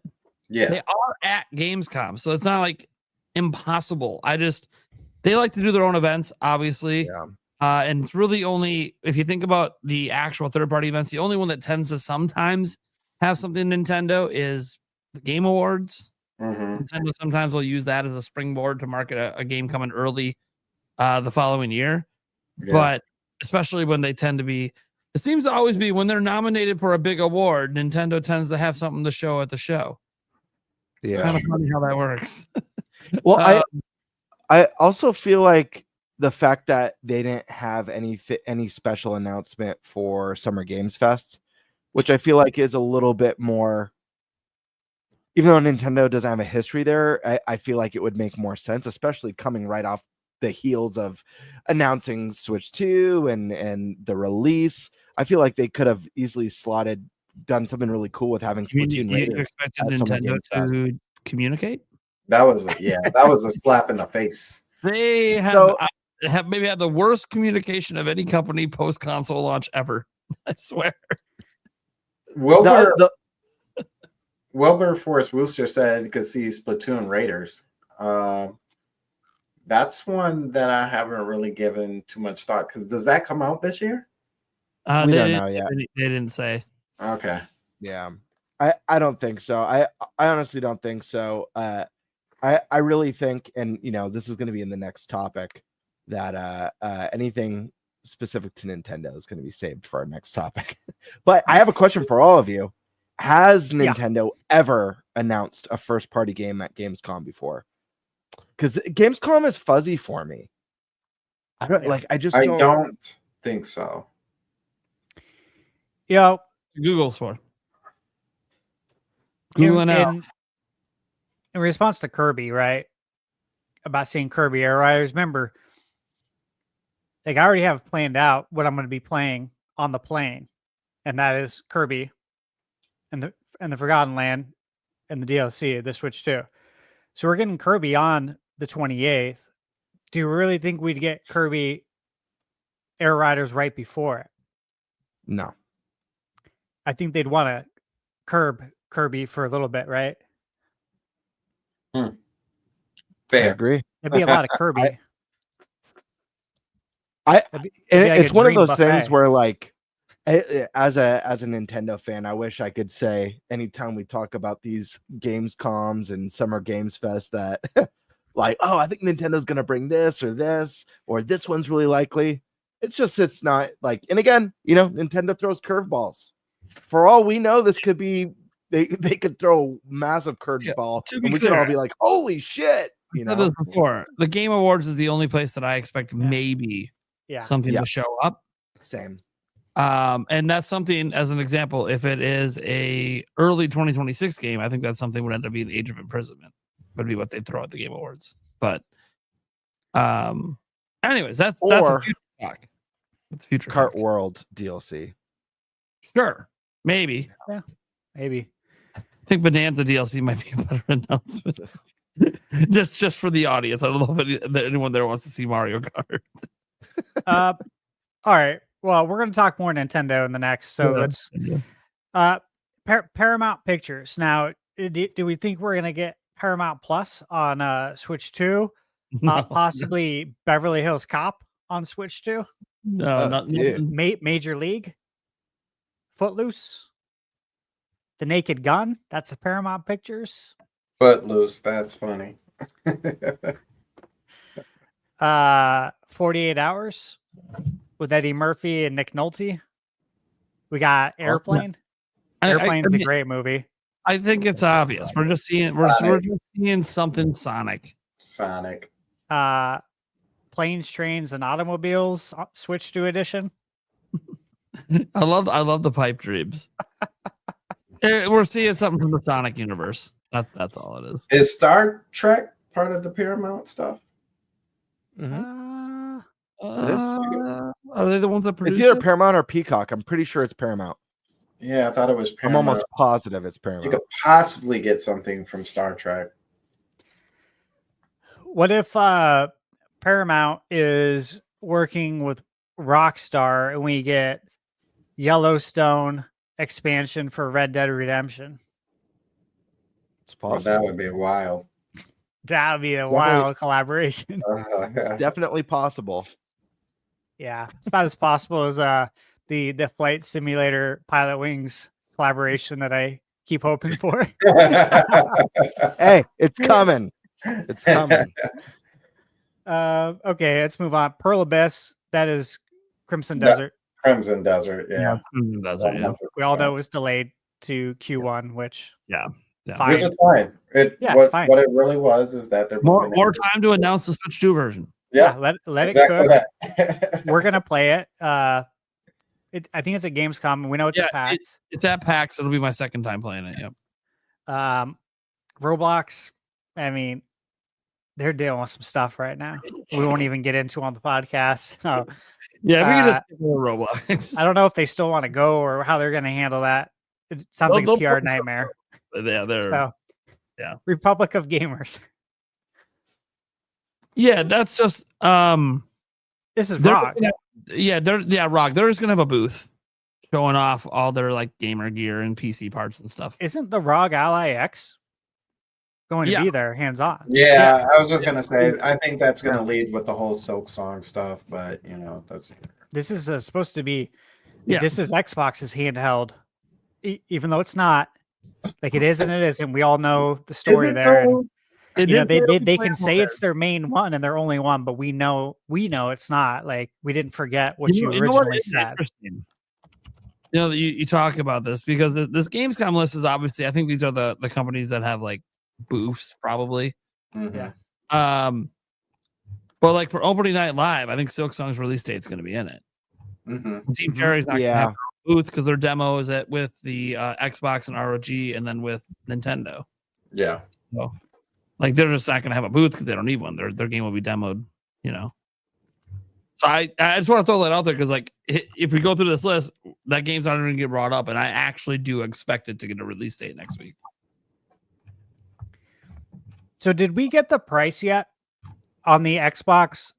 I thought it was Ally X. I thought it was 700 or 800. Because there's two versions. Yeah, isn't there one for like 7 and one for a G? Yeah, that sounds right. 700 and 1050. Yep. Yeah, that is outrageous. which is basically what the RGL like. Yeah. The price of buying one of those. Mm-hmm. I Yeah. would never. That'll be interesting to see what people's feedback is I don't on know if the that's device. To be clear, I don't know if it's official. I'm not seeing a listing on the website, but Amazon is the one that put it up early, and that's where the price comes from. I'm not so sure that is what the final price is. I'm not sure if they've even given a final price, but that's probably what it's going to be. I don't believe they have. I'm glad you said that as well. Because there is a chance maybe they saw the reaction and they're like, well, let's knock 100 or 2 off and just kind of maybe see if we can slide in there. Because you can get like the ROG LIX for 800. Mm-hmm. So to imagine like a 1050 device just because Xbox is on it, I mean, come on. Yeah. That would be, I don't think that would go over very well. No. Considering the state. Okay. So that'll be interesting to see that play out. Samsung? They're just there for the TVs. Yeah, right? Yeah. Are they just the games are being played on Samsung TVs? No. So Samsung also was at PAX East. They had a booth and they had some TV stuff there, but they were really advertising mobile phone gaming a lot. Okay. Oh, exciting. Okay. So like they're gonna have like their high-end phones there for people to go on and play games, and they'll probably even do like a little competition where they give away prizes and stuff. So yeah. I just know because I saw it in person. It was like the one booth I didn't really do anything with at PAX East. You just saw what was happening because I walked by it a billion times. Yeah. I wouldn't touch that booth either. Okay. All right. Sega. Give us the collection. Give us their reboots of their classic games that we've seen little peeks at. We're getting Shinobi on the 29th. So 1 week after, it's coming out when we're going to be at PAX. So that's the first one. Since that's coming out now, do we get the next IP? Please. So, man, I want to see Crazy Taxi. Crazy Taxi. Is it going to be Crazy Taxi? Streets of Rage? Golden Axe? Jet Grind Radio? Or Jet Grind Radio, yeah. Which one? I still feel like Streets of Rage is still a little early, but at the same time, I feel like because it just came out also, and it was a wave, that I feel like you can still ride that wave with something new. Could be Golden Axe as well. What about Columns? I'm an idiot. I mean, I'm an idiot for many reasons. What's going on? The thing I was thinking in my mind the whole time was, Total War Pharaohs. Dude, the shit came out last year and I didn't even know. Oh, wow. I'm literally... Damn. I'm buying that before I go to PAX West because I fucking love the Total War series. What's wrong with me? How did I forget? Yeah, that's crazy. Oh my god, it's one of my favorite franchises. Damn it. I'm trying to think of those games. I feel like we saw a decent amount of Jet Grind. I feel like from what I've heard about the Crazy Taxi reboot, that one sounds like it's going to need more time because to me, that sounded like they were going almost like the Forza Horizon approach, like the fully open world. Yeah, which is pretty crazy. Yeah. Yeah. Yeah, especially for a taxi game. Totally, dude. Yeah, that's supposed to be crazy. I mean, who even takes taxis today? It's kind of crazy to think about, but it's usually Uber or Lyft, right? Yeah, I was going to say, do you call it Uber? Crazy Uber? Yeah, right. You'd have to be crazy, actually, probably to call a taxi today, if you think about it. Realistically, it would be kind of cool to see if this is like the first public demos of Crossworlds at Gamescom. Oh, yeah. Yeah. That's their big game. You guys know I played it. Well, I played it. I did a video on it. Yeah. Mm-hmm. It's fun. It's interesting just because of like how some of the community has acted towards Mario Kart. It'll be interesting to see if they pick this up, like in spite of it. Because some people seem a little spiteful about things. It'll be interesting to see how it does, because I did enjoy it, but it doesn't feel like tight control. That was my biggest thing with it. Yeah, that's why I've never liked the Sonic Racing. It was like an arcade. Like it's very arcadey and very loose, and I don't like it. The rubber know, banding is what bothered me, is that no matter how good you drove, they made sure that everyone else stayed very close to you. Like you're in my bubble close. You could barely gain any ground on anyone. And then if you drove like complete crap, same thing. Like I could drive horribly, guys, and I'm still in the race. And I'm like, this is too much, guys. Okay, I know it's E for everyone, but come on. Like, let's have some competition here. They wanted There's the way Mario too much Kart. rubber banding. But Mario Yeah. Kart did it too hard.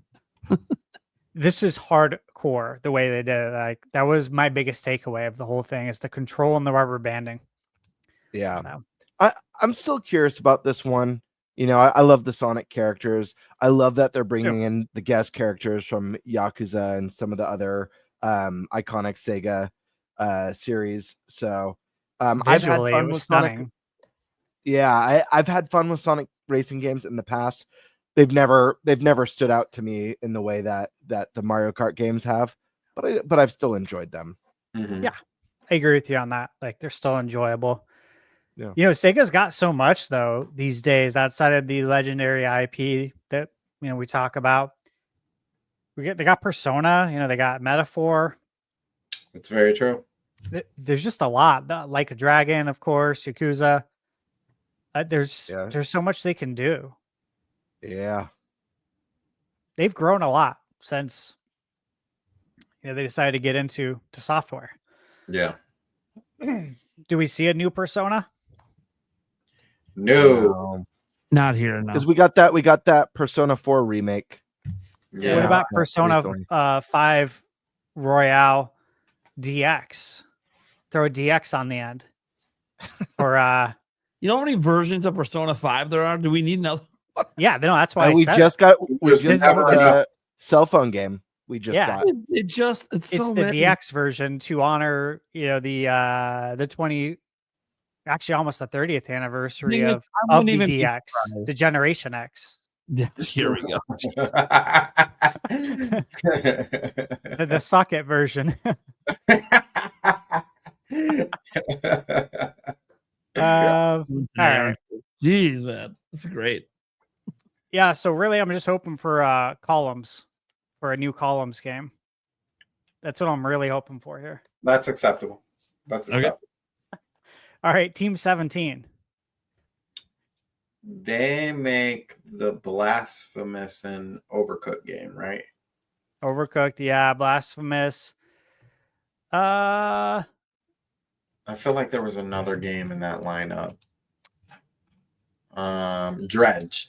Don't forget about Worms Armageddon. Yeah, Worms is, and they do ukulele and Yuka replay. They what do? They assist with it?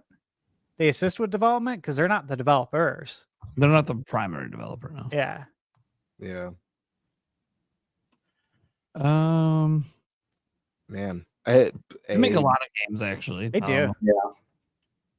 They even make Leisure Suit Larry, or they did. It was in 2009. Golf with your friends. Is it Larry's time to shine once again? I don't know. I don't know what else. I don't think people would be too accepting of him. And look, if this show keeps going this way, I'm gonna have to vanish to Syntopia. What is that? I would It's a openly game welcome. That's a city builder simulation strategy game for PC, and you can make Sin City. That's right. Vegas is falling apart. Might be the best way to rebuild it. All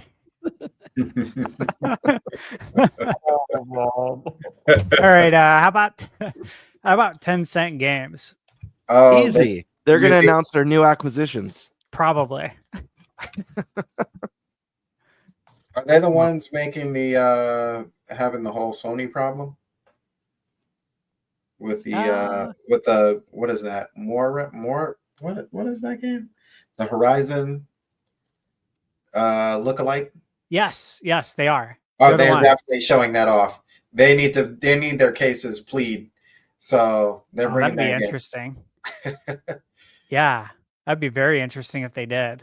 We're not in court yet, and so while we're not in court, we're going to show everybody what this game actually looks like. Okay. Yeah, I mean, honestly, Are people mad that Sony was going after them for that game? No, I don't think they're so. happy. They're I don't happy. think Because they anybody was certainly mad. were mad about Nintendo going after Palworld, from Yeah. what I remember. Yes. Well, The I double think- standard was right. Different rules apply. That's how. Yeah, That's it apparently sounds how it like it. I works. think also one of the key things is this game's not out yet from Tencent. They haven't released That's it. true. So nobody's played it. So nobody really knows how similar or dissimilar it is versus like Palworld, where like this happened after the fact. Yeah. Sure. You know, Yeah. I think there might have been bigger backlash if the game was already out. Because right now, people are basically just looking at here's an image and here's an image. Oh man, this looks similar. But it's like there's trailers for it out there. It looks more like Monster Hunter. It looks more like Monster Hunter. Yeah. It's just like Palworld is not Pokemon. It's Ark Survival Evolved. Yeah. Yep. So it's like When do we get an update on that? Dude. What's Dude, Vin that game Diesel doing, right? Yeah, I was just about to say, is Vin Diesel even still a part of this? It was so long ago, dude. Dude, so long I forgot ago. that was when even you- a thing. Oh my gosh. Dude, But that was I forever literally- ago. I literally don't play any game by Was that before COVID or after COVID? I don't even remember. It was before, I think. Really? I think so. Dude, I very specifically remember that trailer Mhm. because he was Wasn't like, that he a was just one so more present thing in at the end trailer. of? Wasn't it a one more thing at the end of the Game Awards? It was. I think so. It was. Yeah. Yeah, that was a long time ago. He was so happy to announce that. He was. Interesting. Huh. Yeah, I wonder if that's still in development. Well, only time will tell. Yeah. Pokemon Go. Anyone still playing it? Yes and no. Yes. when I go if on I'm my walks every now and then, if I'm a little bored, I'll bring it up and just see. I'm not really playing it like seriously, but it's kind of neat. Gives me something to keep the mind occupied, especially if my legs start to hurt or something. Yeah, I play No. it usually when I go on vacation. Like, Oh, that's back in I the can probably pop it up on vacation because I never check because they have different Pokemon. yeah. Whenever I'm back home. I- I'd rather play Pikmin Bloom. That's not a bad game. It's all right. It's more casual. Actually, this one kind of brings up a question: is the Violet and Scarlet Pokemon in Pokemon Go yet? I don't know. I don't play enough now. I don't know. If they're not, I feel like this is like, kind of that opportunity to be like, hey, now the Scarlet and Violet Pokemon are in here, along with the other Pokemon. But if not, I think it's just like one of those. We have I forgot what they even call them. Is it a gym? We have a gym in here. I think that's all they'll do. There'll be like a special shiny Pokemon available to catch during the show in a gym. I don't even think it's going to be that. So, I think it's going to be like a little side booth that you can just walk by and get like some little piece of merch, and that's it. Like I've seen Pokemon at a lot of these events. That's like all they really ever do. Oh wow. Yeah, they don't. Yeah, they just don't. Like, they'll have like a trailer of Pokemon Scarlet and Violet for some reason. It'll just be playing on a TV for no reason at all. And then they'll have a Pokemon Go thing. And then like what was it? My kids. I got them all a Pokemon thing from it. All it was this little side thing that had these little paper hats for like different types of Eevee evolutions. And I'm like, so like if you were hyped to come for Pokemon here, you don't know why you were. Wow. It's just a waste. Yeah, so that's why I'm like, when I see this stuff, I'm like, it's they do the bare minimum. I don't even know why they show up, to be honest. I think just they want their logo. They don't want people to forget about them. I think they want people to see it, and be like, hey, we're on vacation, right? Or hey, we're out at this show. This is a great time to play it, right? While we're here. They want you to think about it. Yeah. All right. Ubisoft. Everything. There was just that rumor, right? About Rayman. I didn't see that one. Oh, please let that be a thing. Where was that? My friend Blake sent this to me earlier today. Let me see here. Here it is. Nash Weedle Leak Express. Ooh, a Nash Weedle one. Rayman. 2 games are in development. A compilation release has been considered. Tests have been conducted to merge 3D gameplay with the artistic style of Origins and Legend, and it is very likely that something can be tried behind the scenes at Gamescom. Rayman. That would be sick. That would be sick. And I don't think it's been revealed. So if there's something behind the scenes at Gamescom, it's like, would they reveal it then at Gamescom? Yeah. I feel like the Rayman reveal at Gamescom would be a collection. That's what I was thinking.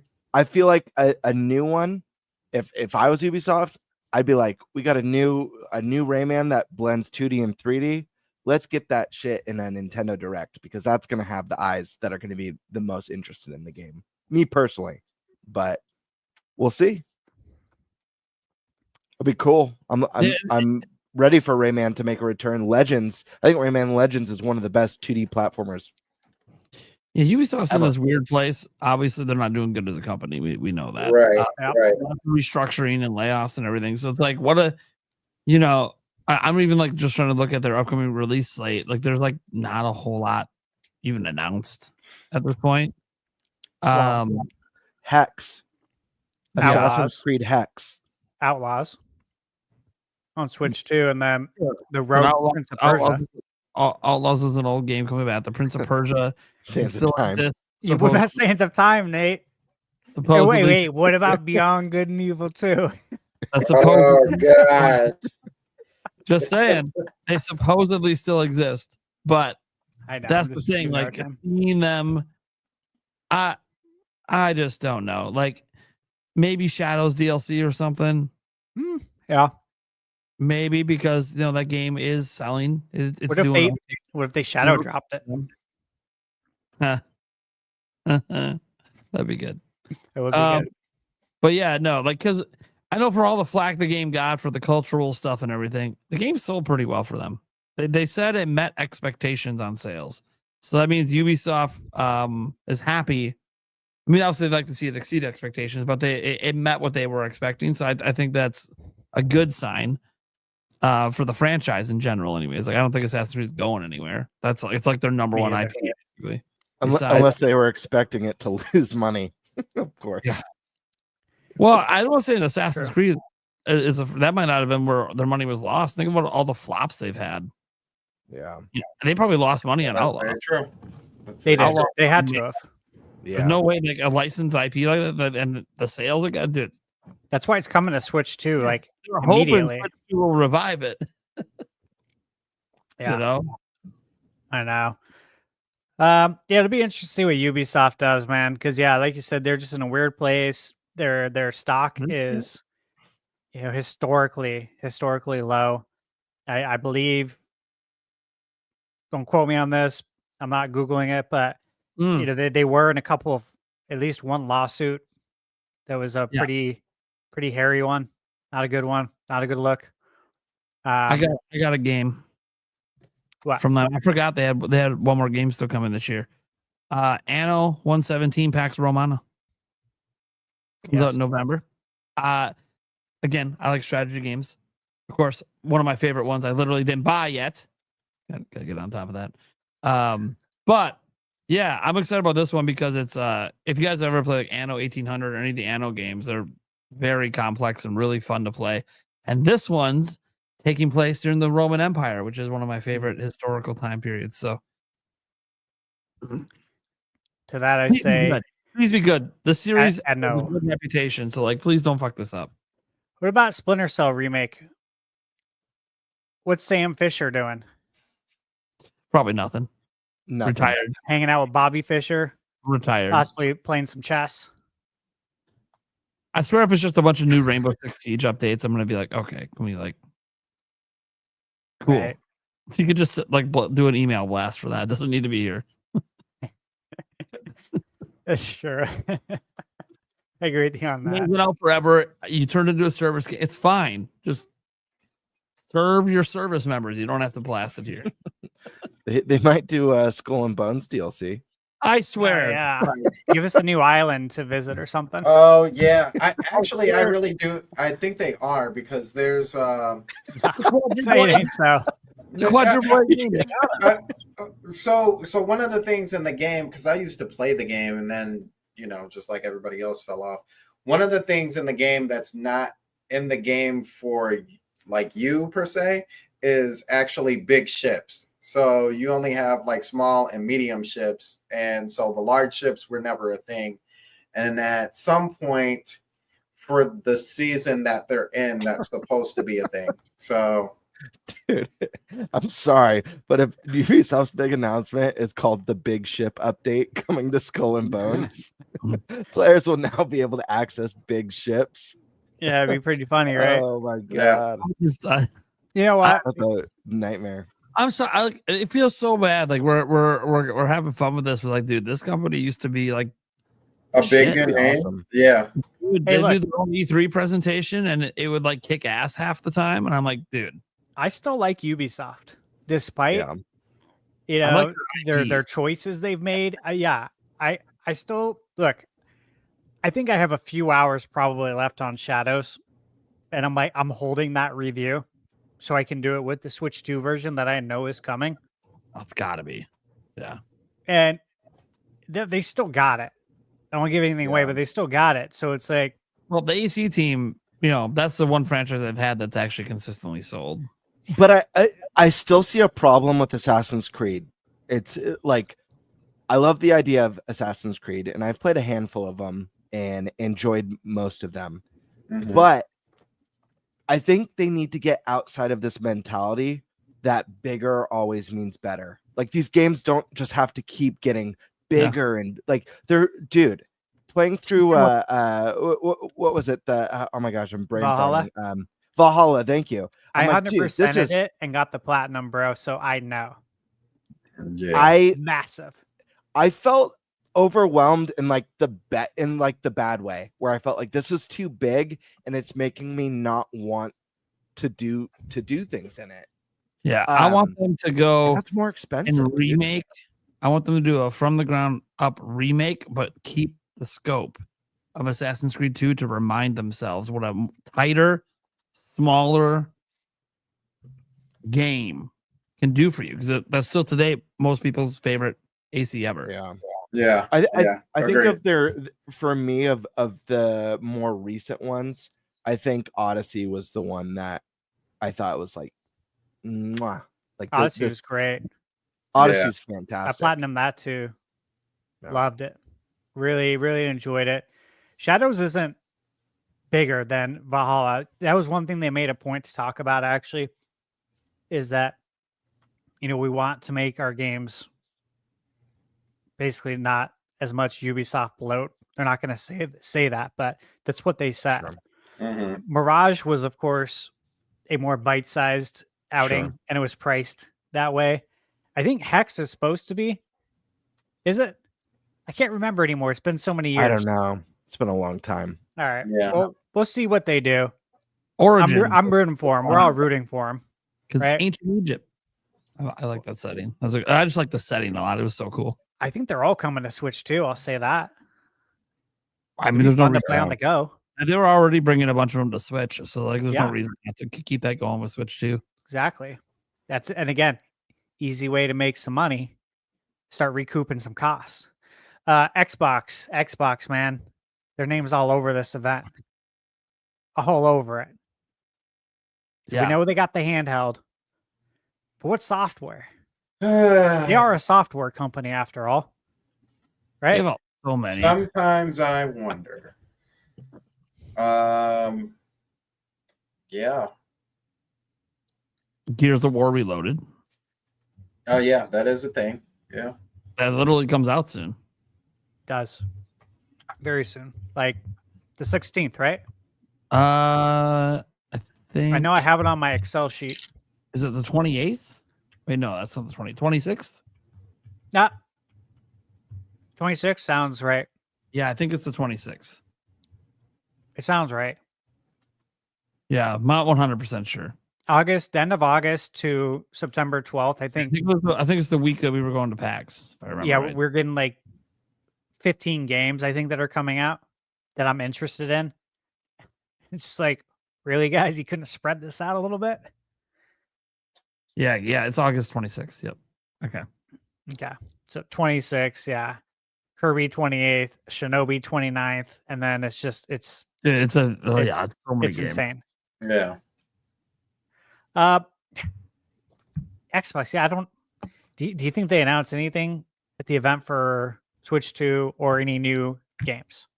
Other than Not besides the Bethesda stuff, no. Yeah, I don't think there'll be anything specifically for Switch 2 because again, Outside of like, yeah, I feel like maybe new trailers where it just has like a Switch 2 logo as well as PlayStation and the Xbox logo is possible. I don't think any new announcements. Yeah, I think they might show Gears again because it's upcoming, and they might have a demo of it at their booth. And then they'll be on screen maybe with their handheld playing Silk Song or something, but I don't think it's gonna be like a lot of stuff because they already have Bethesda that's obviously going to be doing something. But Xbox, as I said, maybe they want to advertise Gears and they have their own booth. I think Xbox's booth, by the way, is pretty much going to be just the handheld. Yeah, They're going to be heavily pushing the handheld at Gamescom. I think so. Like, you can play everything on it. Come to our booth. I'm curious how that's going to do with that price tag. Maybe watch the price tags even higher. Could be. I have no idea. I can't imagine. Like, I know, like we're fortunate that we see like the Nintendo system is at a price point that's not $800, but like these people think these price points are crazy. If you ever go look at like the margins on this stuff, it's so low. They really are like trying to sell it close to at cost because of how expensive it is, and it's the economy we're in, man. It is what it is. Yeah, I agree with you on that. There is. I mean, the margins have always been thin on hardware, but in today's market, yeah. It is what it is. All right, we'll probably move on to our next topic. I know the one that we've all been dancing around. The one that is in the title, baby. What are we talking about? Yeah. All right. So we're going to be talking about the 3 Direct plan. Last week on the show, we had guest Attack the Backlog. He said that he heard about 2 Nintendo events that were upcoming, but wouldn't give a hint on when. Since then, Nash Weedle has come out on YouTube and stated that he is aware of a general Nintendo Direct next month and a 40th anniversary event next month. In the general, we're supposedly getting Metroid Prime 4 release date and an announcement of a future Metroid-specific Direct. In the 40th anniversary Direct, we will get a movie update, theme park thing, and one last game. So, question for the panel. First off, do we believe in this stuff? Do we think we have the multi-direct strategy incoming in the near future? Let's just say over the course of the next 2 months. What do we think the game plan is? When? What do they need to do with these events as well? Let's start with Prime. So notably, I obviously think there's an upcoming Direct. There's just too much that we need to know that we don't know. And Nintendo needs marketing for first party stuff. And they usually do that at Direct. So I think a big general Direct is obvious. And they usually do something in September anyways. I say usual. They haven't been on their usual plan for a while. So, but even setting like the logic aside that there obviously would be something, or they always celebrate Mario big anniversary, so there obviously is going to be something. They have an upcoming movie, so at bare minimum we got to see. So I get that, but we also have like some of the usual suspects that have been right lately about like the third party Direct and about Indie World. You know, we have Switch Force hasn't said that there'll be 2 events, or at least not yet that he said, but he did say the 3-phase plan and that he knew when the general Direct is. And he recently, I think yesterday, put on Twitter that he will tell people before the end of the month. So that's interesting. That might be something we get to talk about right before we go to PAX. And then, so I can. This all sounds like believable. Like, forget that it's rumors. A general Direct, a Metroid Prime 4 Direct, and a Mario 40th. If you just told me randomly, hey, do you think this stuff's gonna happen? Fuck yeah, dude. Why wouldn't it? Makes too much sense. It all makes sense. I kept, you know, I've been talking about this since these rumors came out. That I'm like, you know, we kind of joke around sometimes, but there's that song, Wake Me Up When September Ends. I think when we get to end of September, everyone's going to look back and think, oh, this marketing plan really wasn't actually that bad from Nintendo. It's just we wish it was reverse ordered. We wish it was General Direct, then partner, then indie. But the partner in indie would have been overlooked if the general went first. So I really do like.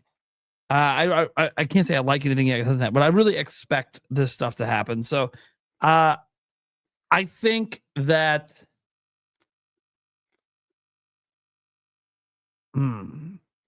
I think what really is frustrating people is that we got the direct before the system came out. The system came out, and then there was just no announcements for like 2 months.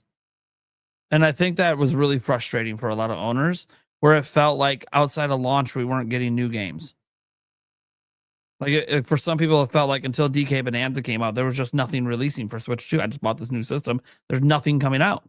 And it's true. You go to the eShop, all the releases were just Switch 1 games.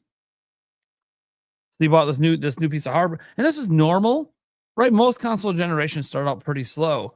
But even like Switch had like regular new releases, even just like random indie games, or like they just felt like there was a lot more dev kits out there for Switch 1 than there is Switch 2.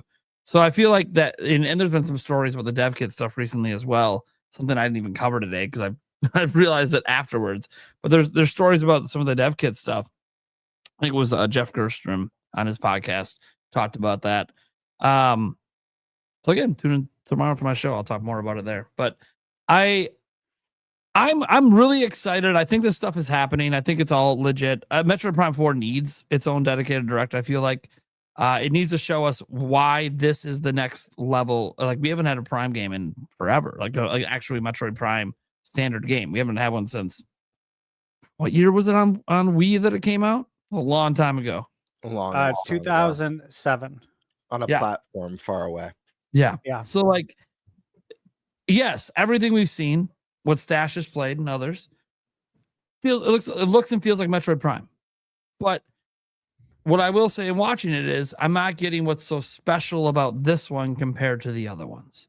Like, what is the wow factor with this particular one? And don't get me wrong, if it's just more of the same Metroid Prime we know and love, that's great. Obviously, Metroid Prime's fantastic. There's a reason it reviews very well. People love what it is. But it feels like after such a long hiatus, we need that more. And I don't know what that is, but that's why you have the direct. Same thing with Bonanza. People were like, oh, Bonanza, we kind of get what it is. Then they did the direct and we're like, oh, wait a second. That's the more. That blew people away. And now look, it's a Game of the Year contender. So I think that's what we're expecting here. This is a game, a franchise that is pristine in the review space. The Prime games always review like 95 or higher, like every time.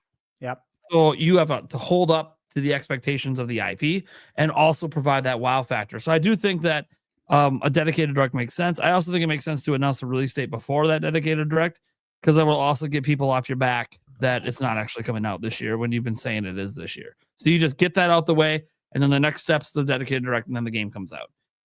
To me, that also would indicate that I don't think if they're announcing, if this is true and they're announcing it next month, that I think the direct probably happens early October, and it potentially could even be an October release. I don't think it's any later than November, just based on if they're announcing it in that. I don't think they're announcing it for 2 months later.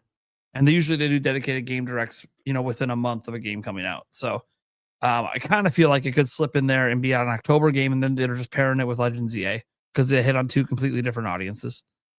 And that'd be a killer October. But we'll see. Obviously, I have no idea. So that sounds really exciting to me. The general direct in general, I expect big things from this direct. I think the problem is people are so antsy. I think it's impossible for the direct to ever live up to anyone's expectations ever. That might be true of most general directs, to be honest. But it is a general, which means they're not just going to show what we know. We're going to see new stuff. And that new stuff is going to make 2026. We're going to see 2026 stuff that we don't know yet. And that's, I think, going to make people super hyped, because I think everyone's kind of waiting. Not everyone, but I think there's a chunk of the world that's waiting for Nintendo to just show the one game that people don't think could be done on Switch 1. Just one. Like every game that they have coming up all started development on Switch 1 besides Welcome Tour, and that's not the game that's going to excite people, right? Or Dragon Drive, right? Like that's not the kind of game that's going to excite people. So, while yeah, we could point out how okay, well, Mario Kart World wouldn't be what it was if it wasn't without Switch 2. Donkey Kong Bonanza wouldn't be as good. They put in the dev interviews if it wasn't. Yeah, okay, but no one looks at those games and goes, yeah, okay, we needed Switch 2 to have an experience like this, even if we did from a technical standpoint. I mean, I think a big telling sign is like as great as Bonanza is, it's not even using DLSS. It's using FSR1, which is a Switch 1 technique. So it's like, you know, we're not really seeing that game that's taking full advantage of the hardware that blows your mind. So I feel like if they have one of those games in that direct, I think, and with all the solid release dates and the announcements and everything, I think that people will come away pretty happy. I just don't know what that game has to be in order to do that, because I think 3D Mario is the one game at the 40th. I think they're going to do, I think it's going to go, I think the 40th is actually going to be first. I think they're going to do that early September. That's just I'm guessing. I don't know. They did it early September for the 35th. So like, that's my correlation there. They did that really early in September. So that's why I think it'll be first. It could be last, because that would be kind of cool if you had this big direct and we're all excited and the 40th comes in. Oh my God, you just revealed like Ocarina of Time remake at one, and now you're revealing the new 3D Mario at the next 2026. Dustblood's on top. Gen 10 Pokemon. Holy shit. Well, yeah, that is holy shit. that would be pretty holy shit if that's all in the same year. Yeah, you're right. And that's before we even get to next year, where you know there's always more announcements. So, yeah, I'm very excited by the prospect. I don't want to go through all of my possible predictions quite yet. Obviously, we'll do some predictions close, you know, especially once you get to the Switch Force one, where he's like telling us the week. It's like, okay, let's make some predictions then for that week. But really excited. Love this shit. Give me more. I live for this shit on my channel, man. I love these rumors. Even if this stuff is all fake, I'm just excited to talk about it. And if it's fake, then what the fuck is Nintendo doing? Because it's exciting. It's weird. We haven't had anything big happen since the Switch 2 came out. It's so weird. So let's go. Let's get to September. Wake me up when it's over. I do want to mention, someone in my chat said, and you know, everyone in the audience, take this with a grain of salt. I've never seen this person in my chat before. They say, keep your eyes open for September 14th or 17th. Two major PlayStation exclusives are coming to Nintendo Switch 2. Got news from an insider. Never seen this person before. So okay. Could just be someone having fun. For a moment, I was like, wait, is this the one guy? September 14th. So on a September Sunday? 14th or 17th. So on a Sunday, we're getting a new game I guess with the so. Sunday paper. Yeah. And the Best Buy ad. They should have just stopped at the 14th. It would have sounded at least semi-believable. Throw in the 17th in there, I'm like, okay, games don't release. But, I mean, I'd take it. Yeah, I'll take it. But like indie games drop every day. But like from Sony, not on a Sunday. No. Yeah. With that being said, Stash Man, take it away. What are your thoughts on this? Do you think these are happening? What do you think the plan is? Well, what did I say last week? What did I say the week before? What did I say in your video? Yeah. What, 6 weeks ago? Yeah. All of this. Yeah. So yes, I still think it's happening. It was interesting hearing this. I'm like, this is what I said. This is what we said. Yeah, literally. This comes out, and I'm like, I think we just literally all said this is what we thought the plan might be. And then all of a sudden, the rumors come out for it. It's like, okay, it keeps happening. It's cool. I mean, the universe is interesting. We speculate a lot on this show. There's probably a lot of stuff we go back that hasn't come true. Of course, it just so happens that when it comes to like predicting events, it just seems to happen. And we have this thing where we manifest franchises coming back from the dead. I don't know how that happens. Yeah. I think some of us are like legit though on the same page. Yeah. Like truly. There's things that I've said and I hear it in someone else's video, and I won't say who, but we're like consistently on the same page. and it's cool. You know, it's interesting. And a lot of it does come true, which is nice. So the general direct, yes, 100%. Again, we know why we need a general direct. We don't need to go into detail about it. I do believe, again, Metroid needs a direct. It's been in development since 2017, right? Yep. Why would you not? It doesn't cost Nintendo money. Like, they don't have to pay YouTube money to hold a direct presentation. This is free advertising. You don't have to pay to run a commercial, the Super Bowl. The direct is your free advertising. You have to do it for Metroid. Okay? Just like Donkey Kong. Very successful. Mario Kart. Obviously, it's going to get a spotlight. Mario. Yeah, again, obviously, we're getting the 40th. You know what I mean? Like, these are just very obvious what we're getting, right? I just realized that we're 3 mustachioed men. I don't mean to interrupt you, Stash, but what do you put in your mustache? Surely you use a product to keep it nice. Yeah, it's called, it's right here. Oh, It's a little snap. faded. I think I've It's- seen that before. This is I called, love that logo. Looks like straight from an 80s cartoon. I you love know it. what it is? Okay, so watch. No, Here's the it's a little bit autofocus out one. of focus. There we go. Oh, there it is. Biblical Beard Company, and that is Samson. Oh, And the snap. slogan on the back of the box says that if I shave, basically I'll lose all my strength. It's so That's funny. so rad, dude. I love that. And this was at a period where I was trying out different mustache waxes, and I tried a handful out, and this one literally stuck. And so I've been using it now for years. This is the only one I buy. Nate, great. please grow yours out a little bit longer so we could all twist. Nah. I have I do use some oils for the beard sometimes. I like to keep it feeling nice, You gotta. not so prickly or itchy. Yep. But Okay, so General Metroid Mario, yes, been saying it for months. As far as when it's going to happen, we've been talking about this timeline too, right? So I'm glad that we're like unanimously on the same page. It seems like seems like Switch Force is on that page, which is great. Watched him for a long time. Nash Weedle seems to be on that same page. I do think he's a trustworthy person and does have connections. And I've watched his interviews. He honestly seems like a genuine, nice person, good guy. He ain't doing this for the fame, and he's doing it for the love of the game. Be quite honest. You watch some of Andres' videos. He seems to be on the same page. Like, we're all kind of universally on the same page as far as what's going to happen. It's just a matter of when, right? I don't know the day. We don't know the day and time. We never will. We never know the day and time Nintendo's coming. Totally.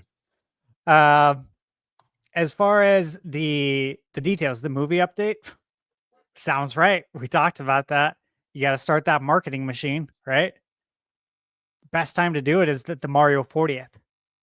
That's definitely the best time to start and give us the first trailer. Theme park thing, it sounds right. They're probably going to do a 40th anniversary celebration there. They'll probably have a new graphics package at the theme park, right? Yeah. They'll probably have a new wristband, the little wristband thing that scans at the theme park, the Mario one. They have tons of different editions. They'll totally have a 40th. They'll talk about that. They're probably going to have other cool things like the Vans shoes. You know, when they did that I still have all my Nintendo Vans. And the Pumas. They did Pumas. Pumas, yeah. Yeah. I have like two that. pairs of those. Yeah. Nice for you. Yeah, I think we'll get a little bit of everything. It'll be fun. As far as a new game, again, this is a game I was talking about last year, right? Super Mario Brothers Switch 2 edition. Wonder. Yeah. That's really picked up a lot of steam now. And the other game I've been talking about since last year was Galaxy 2 HD. Those are the big ones picking up steam. Now, look, I would love to see the new 3D Mario, a glimpse of it. maybe give us the Switch 2 edition of Wonder with the, I think we'll get DLC. I think that's why we don't have DLC. They saved it, just like they did with Kirby. You know, very smart. Kirby's probably going to sell very well. And I think you do that. If you did that for the 40th and then show us the first glimpse or the first trailer of 3D Mario, that could be huge. But also the other thing I did talk about was the 3D All-Stars. Yep. And how I want a proper version of these games. I want them running at 4K 60 because you can do it. I know you can do it. I've seen it done. So again, Nintendo can do it. Just a matter of if they will. But dude, Super Mario 64, 4K 60. What if they gave us orchestrated soundtrack too? Oh man. Dude, like give us the Mario Kart World soundtrack treatment, but with like Dire Docks. Oh, God. That would hit so good.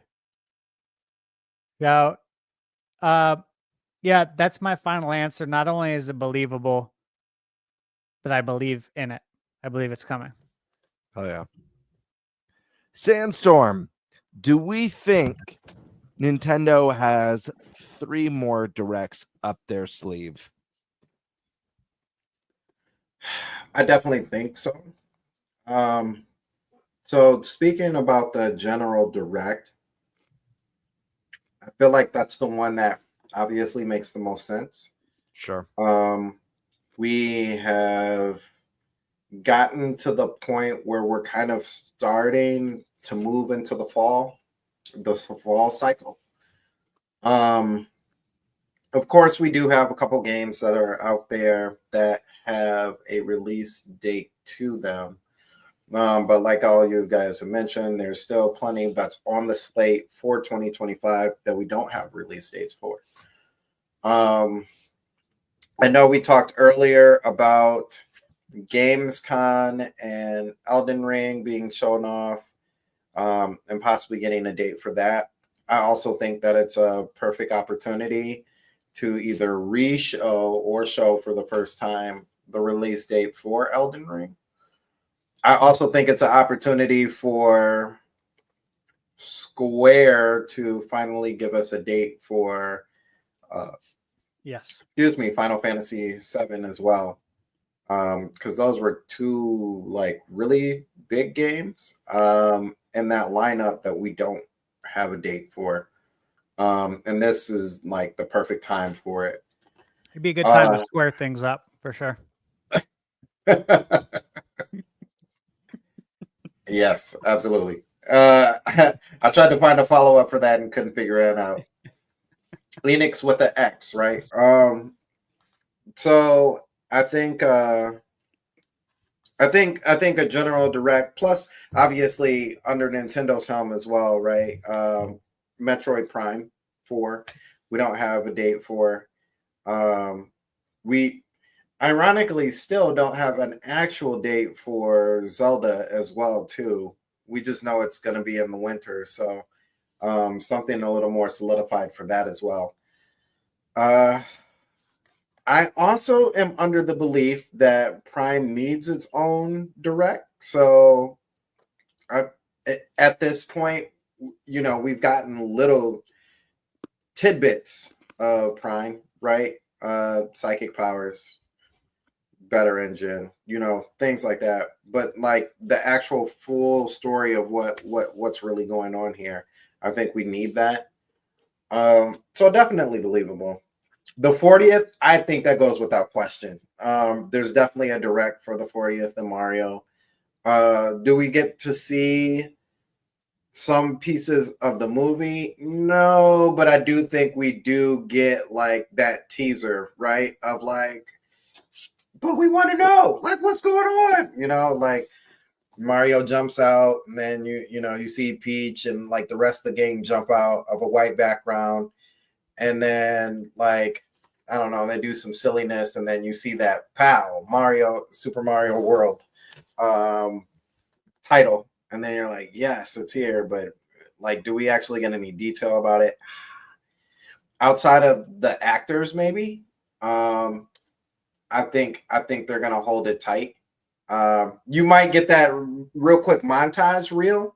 You know how they like to do, like the quick Little 5 sizzle. second. Yeah. Yeah. You Sizzle might teaser. get that, but I think that's as far as it goes.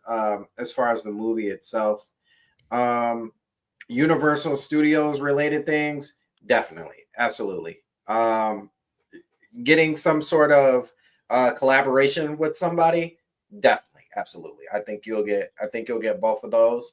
I also think that whatever they decide to do in the collaboration, that will open up like that point in time. Pre-orders will open up like right then and there. So get your wallets ready. Because whatever it is, you're gonna want it. And I think if you don't jump on it at that point in time, it's going to be sold out. As far as everything else, because I still, so what's crazy is, and I know we don't really talk about this as much, there's still a lot of indie titles in there too that don't have release dates as well. And they're supposed to be in 2025. Well, at least we got the Mina date. That was one big indie title for me. Yeah. Crossed off the list. Totally. Obviously, we got Hades too. Mm-hmm. And I played it, months ago. So it's got to be coming soon here.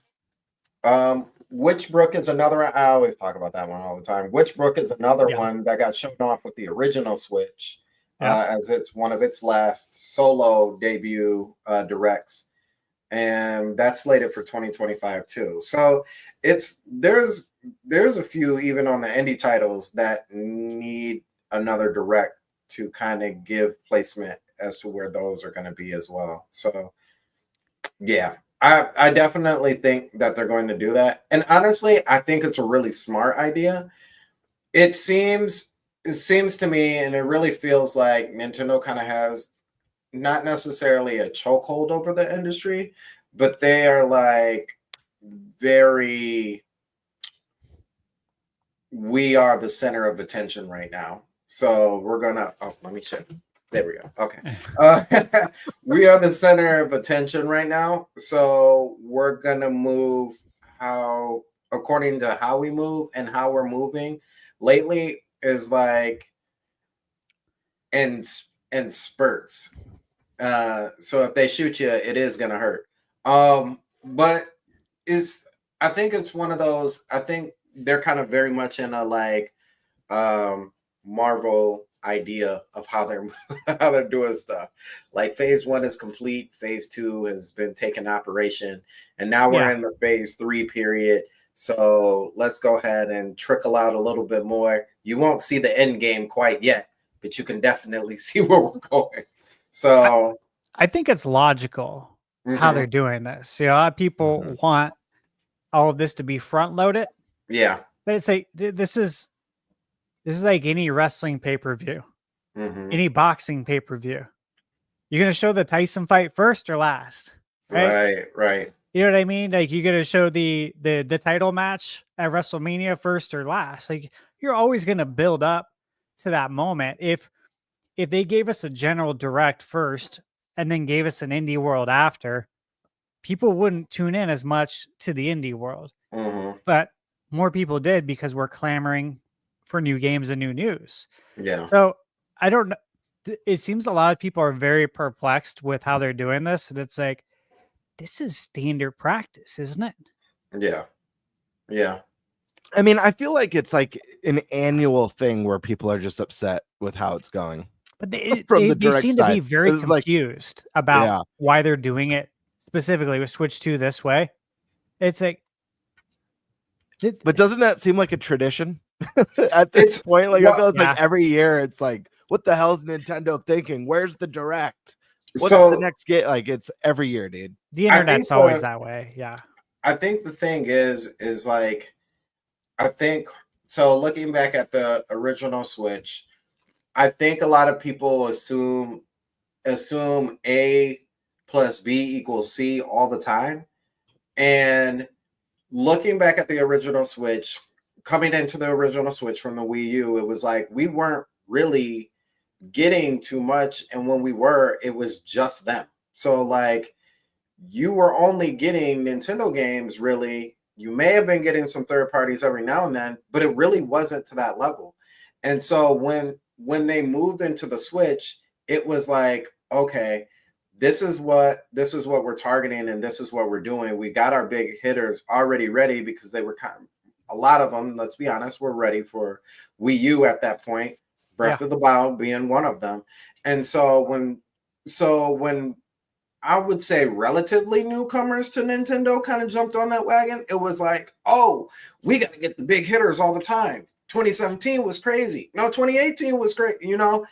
And so now that they're at the point where like everybody's kind of bought in, it's like, okay, we just gave y'all something special. Like that, we just tried to get as many people into the game as possible. And now that we have you all in here, it's like, now we can kind of ease your wallet, if you will. Yeah. Right. So I do feel that people need to be more patient, right? Obviously, but I will also say this. This is one of the weirdest launches I can remember. We went through that whole launch history heading up to Switch 2. And the big thing is like what was very consistent about all those launch windows is Nintendo's major IPs. There was one always present. And while we could say Mario Kart is that one, because they've never launched with one, right? But they had it like in the launch window of Switch. The bottom line is like in 2017, yeah, you had Breath of the Wild that blew people away at launch. Let's say DK Bonanza's that. Okay, and we knew about DK Bonanza coming in. But we also knew about Mario. So like we not knowing about any of their tentpole big name console selling games before the system came out, that even if it's not coming, even if it was 2026, that I think is what has people like on edge a little bit.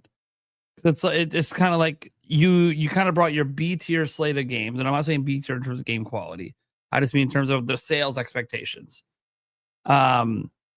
Besides Mario Kart World, though? Okay. I was about to say, that's going to be selling game on the system, you know. Besides Mario Kart, but Mario Kart has never been one of those games that's like blown people away. It's always been a system seller, but it's never been like, you know, the game that people think about when they're thinking about their favorite games on a console. Usually, besides people that like N64, Josh, it's probably true for him. Mario Kart's probably one of his favorite games every gen. Yeah. But I think it's just one of those things where the lack of information, the lack of not knowing when games are coming, and then the lack of not even having one major, massive, impressive game announced. And I think Nintendo, to be clear, I think Nintendo thought Dustbloods was going to be that game. I think they positioned that because it's an exclusive from Software. Yeah. Like I think they thought that was the one that would do it.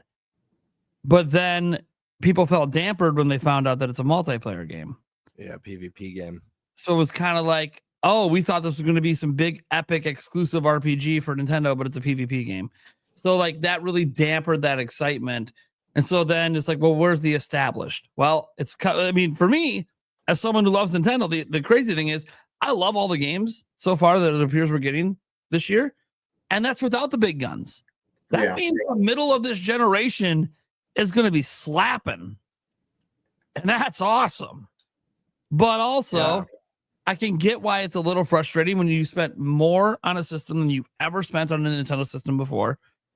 You don't know when any of the games that you are kind of interested in are coming. And the ones that you really, really want that you might have bought the system for because you know it comes every gen. You know, a new Mario, you know, a new Zelda's coming, you know, a new Animal Crossing's coming, you know, a new Splatoon is coming, you know, like these games are coming, but none of them are announced. Yeah. Even teased. Like Zelda's the one thing that I talked about last year that I thought would have been perfect to tease this year because they always tease it years before it comes out. Yeah. So like and I felt like back then that they needed to do it just to settle people's minds down that that's not the kind of experience we're getting now, but it's coming and look at this. Yeah. My only Prime, I think you make some good points. My only issue with it is like, dude, Switch 2 just came out. Like 69 days ago. Yeah, it hasn't even been 3 months, you know? It literally just came out. We're getting the big direct soon. Sure. You know, we're getting it within 3 to 4 months of the console launching. I think we're in a good place. I understand, like, you know, it's that saying, gamers are insatiable, you know. They are insatiable. But and like obviously everyone wants to see a new Zelda or a new mainline Mario at launch. And we're all itching to see, you know, the next mainline Pokemon games, or what's happening with Animal Crossing, or, you know, what Splatoon Raiders is. You know, that Splatoon Raiders could be something truly special. We just don't know yet, because all we have is kind of a mysterious trailer on that game. But I think that people should, like, dude, historically, September Directs are the best. In my opinion. I think just hang in there a little bit. And if September rolls through and the direct is underwhelming, then it's like, okay, maybe like your complaints feel a little bit more valid that we haven't had that huge one more thing moment. But give it till September at least, because that's the big one. I know. Well, I was just trying to point out, though, for me, it's the impressive game, just knowing it's coming, and like every single console that Nintendo's launched, we knew about that impressive game before the system came out. And we didn't this time, and we still don't now. And 3 months isn't that far away. Sure. Like it's literally the first week of September. It's like 3 weeks from now. And this month, we know nothing's really going to get better, because this month we already know the games that they're going to be demoing. Like, we've already seen them, we already know them. And on top of that, the 2 games from Nintendo this month, one's DLC to a Switch 1 game, and the other one is not reviewing well and is a $20 kind of side dish. So people are going to feel like we had launch game, and then we had DK Bonanza, and that's it for like 3-4 months. So it kind of makes me wonder, because I do see what you're saying.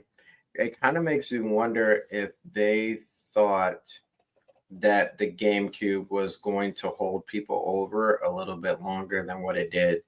Because I feel like there's quite a few people who are just like, you know, like we all got hyped over, you know, Soul Calibur 2 and, you know, F-Zero.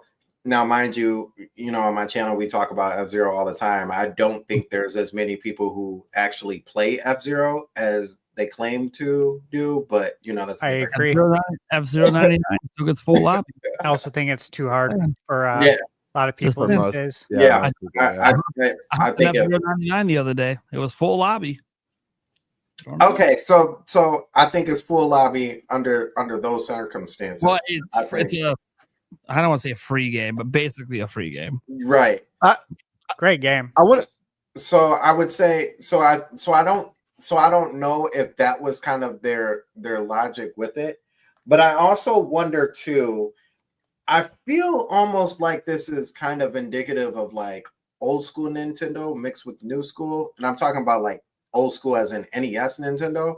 Is like, yeah, we know you guys have games and stuff like that coming out, but it makes me wonder if are they the ones like hold your horses, don't release yet because it's about to get crazy, or is it the third party studios? Because, you know, I know the whole dev kit thing and all that, but like, is it the third party studios who are like, yeah, we're gonna wait, the game's there, but we're gonna wait just a little bit, because if it's Nintendo telling them to wait, it's interesting how they're setting it up, right? Now, I will say this. As far as people buying games during the summer, I know that the summertime is a lot slower. But I also feel like that's never really stopped Nintendo from dropping anything at any point in time. They march to the beat of their own drum. Yeah. You know, they don't have, there's no rule or guideline with Nintendo. Yeah, I feel like you drop a Mario in June, it would sell. Well, I won't say it would sell just as well, but it would still sell pretty well if it dropped in June. Same with Zelda. A lot of their biggest games are evergreen. Yeah. So they don't just sell at launch; they sell for years. Yeah, Yeah. I think as far as timing, their only concerns is, do these games cannibalize each other? Outside of that, I think they could look at Mario or a new mainline Zelda and think any month of the year is fine. We can these games are big deals. We could launch it whenever we want to. Yeah. Ideally you do want to get that holiday space because all the excitement and like the shopping spirit. But if Nintendo releases the next mainline Zelda, they could drop it January, February, March, April, May, June, July, etc. And I don't think they're sweating over it. DK Bonanza is a GOTY contender. It dropped in July, and if it does get nominated, it's probably gonna get a big boost in sales in December. Sure. Oh, absolutely. And again, when the movie comes out. Yeah. I do want to jump back. I want to give my comments on the topic because I didn't get to say any thoughts on this. Stash said it perfectly earlier. We're kind of all on the same page here. We all have been for a very, very long time, months at this point. It feels like. I even said last week. I clipped it on Twitter just because I thought it was funny. At the start of one of the last week's topics, I said that I think, the 4-pronged approach. We had just had a presentation for the indies, and I said that I think we have the mainline direct coming, something for Mario's 40th anniversary, and I wouldn't be surprised to see a single focus direct that focuses on Metroid Prime 4. I still believe that. I mean, and I don't think it's that like, oh, we're getting these 3 directs specifically in September. I'm saying like between today and between maybe the first or even second week of October, we're gonna see all this stuff. Now, as a caveat, I think there is an opportunity for a missed opportunity here from Nintendo. And what I mean by that is not affecting Mario's 40th. I think that's a guarantee. I think it makes a lot of sense. Stash, like, I don't even need, you guys all covered it, so I don't need to go into detail. Possibly new Mario, some updated Mario content from the past, movie, theme park stuff. That all makes sense. Maybe some new goodies, merchandise, that sort of thing. You guys covered it. That's a no-brainer. I 100% on board with that happening. Second no-brainer, full-scale direct, probably the best one of the year. We might see an Ocarina of Time remake.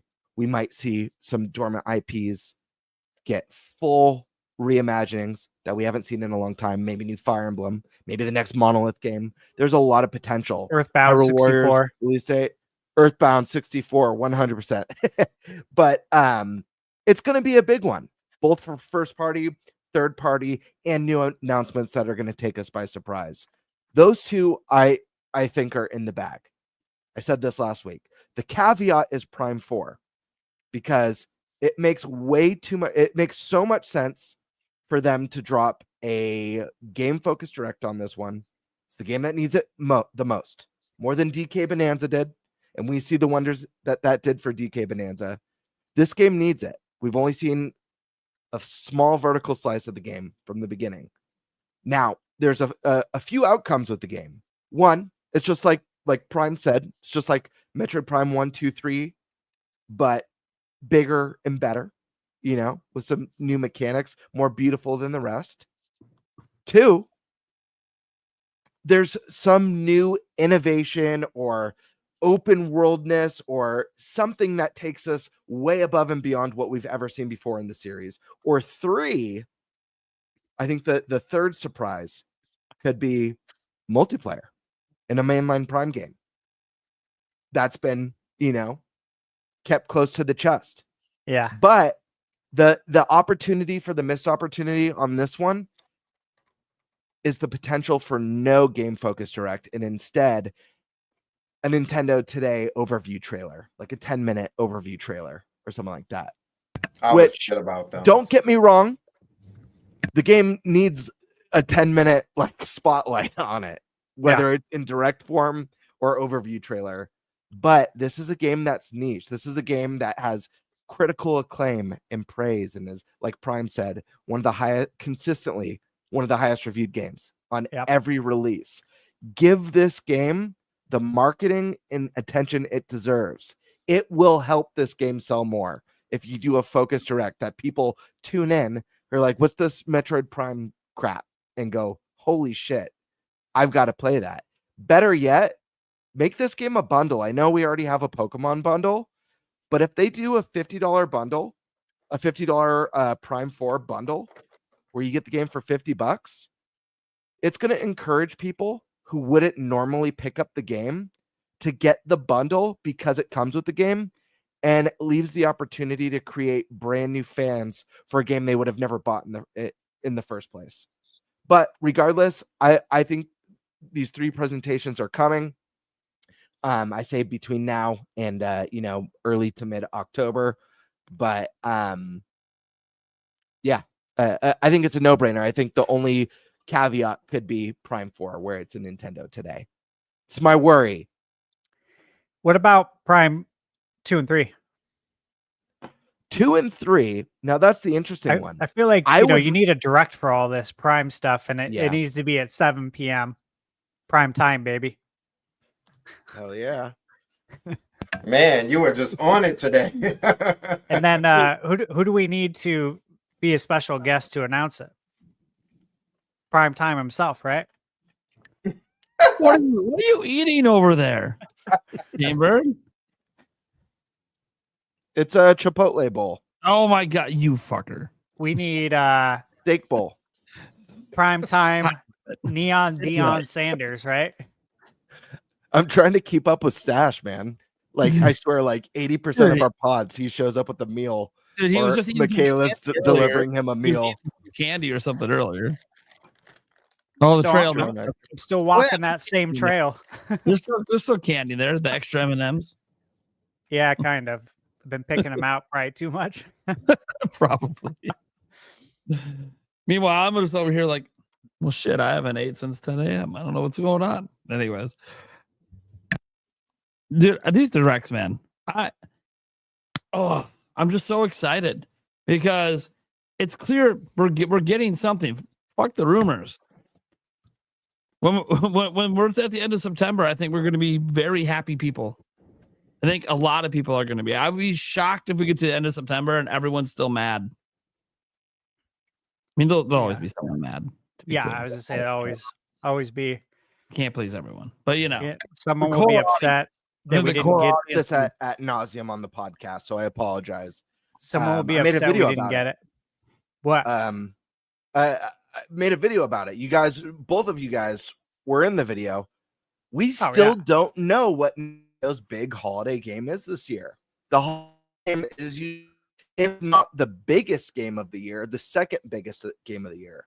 Does Nintendo have something for November that matches the level of DK Bonanza or Mario Kart World? What's the big Nintendo holiday game?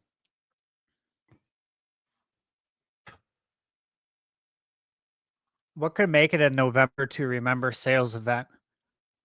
Right? Pokemon is in October, so I guess that's not. And Pokemon is a Switch at the 1 same game. level of. So I don't think it counts. Of the Lexus November to remember sales event commercials. I'm not so sure we're going to get a new game announced for the holidays, but anymore anyways. But I kind of have this mindset. If Age of Imprisoment's a 2026 game, then why the fuck did we see it at the third party direct? Like they could have waited. They could have waited. They don't have to show us that again right now if that's not coming until January, February, March. It is definitely a December game.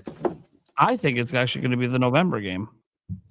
Interesting. Now, this is because the trailer off of that direct in Australia said it was coming in spring. Well, spring in Australia is literally September, October, November. November is really close to when winter begins in the Northern Hemisphere. Not quite. Some people consider it then because of snow, but it technically doesn't begin until December 20th. But the big thing is Nintendo has a history of this where they have said a game comes in winter and it actually releases in November. So since you can actually go back, Nintendo has said this several times with different games over the years where they say winter 2020 whatever, and then it turns out that it's actually November. So if the spring thing, November, and then if Nintendo has done winter before, but yet it's been a November release, kind of feels like that's going to be the big one. And you might go, well, it's a spin-off game. How's it big? I'm like, well, it is one of the cleanest looking games we have seen shown for Switch 2 so far. Like, it actually looks very pretty. And that could be the thing. It's Zelda. It's pretty. It is tied to the most popular games Zelda's ever had. It's canonical. So this could be the thing that makes the Zelda fans jump over because they want a canon story. So I think that it could be that. And I know it's not going to like outsell like I don't know if it's going to outsell like Pokemon Legends EA, but that's already coming anyways, right? That's still going to sell. Mario Kart's still going to be selling. Donkey Kong's still going to be selling. So you combine it with the games that are going to keep selling this holiday. I think it's actually, I mean, the biggest seller this holiday is probably going to be Pokemon because it's bundled in with Switch 2. Yeah. Right? Like, it's literally bundled. That's going to be like probably the biggest selling game this holiday. But Totally. This gives people who already have a Switch 2 that thing to play this holiday, but they're not buying the Switch 2 to play. So that's kind of what I'm leaning towards. And then I kept thinking like, well, what are they going to do in December? Maybe that's when Kirby Air Riders comes out. Maybe it's that December game. I think, I mean, you might be onto something. I have a feeling the holiday game is a game. Yeah. I have a feeling the holiday game is a game we haven't seen yet. Has it been? That'd be sick. Yet?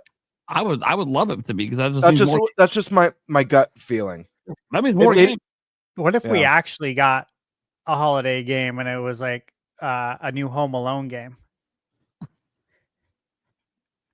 Holy crap! Or they brought Home Alone to the NES NSO. The HD. Home Alone 2 on the SNES. That was my jam. You know who should have? You know who should have? Yeah, I did. Yeah, I loved it. It's awesome. I have it on the shelf. Home Alone 1 on NES. We have to run away for 30 minutes. Yeah. You know who would have made a killer Home Alone game? Is like completely different from the first one. You know who would have made a killer Home Alone game? Is like when they were in their prime, Telltale. Telltale Games would have made a killer Home Alone. Yeah, they would have. Yeah, Telltale. Partner up with Nintendo. Yeah, I'm still waiting for Disney. Wolf Among Us too. Dude, that'd be sick. Maybe that's what Disney's bringing to Gamescom. Home Alone game made by Telltale. Oh, here we go. Hey, but no, for real. Why don't we ever have a holiday game? Yeah, I want Gamer to be right. I want it to be a surprise game we don't know about because that just means we're getting more games sooner. No, I mean, like, I want Mario in a Santa hat. Like, I want a holiday-themed Nintendo game. Oh, I already know what that game needs to be. Luigi's Mansion.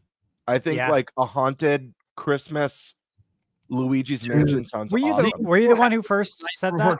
I've been saying it for a long time, so it's possible. When you said that definitely hit with me. And I'm like, yeah, that would be extremely cool. It's iconic. It would be so cool. Dude, Luigi's Mansion 4 with some sort of mansion in a winter wonderland.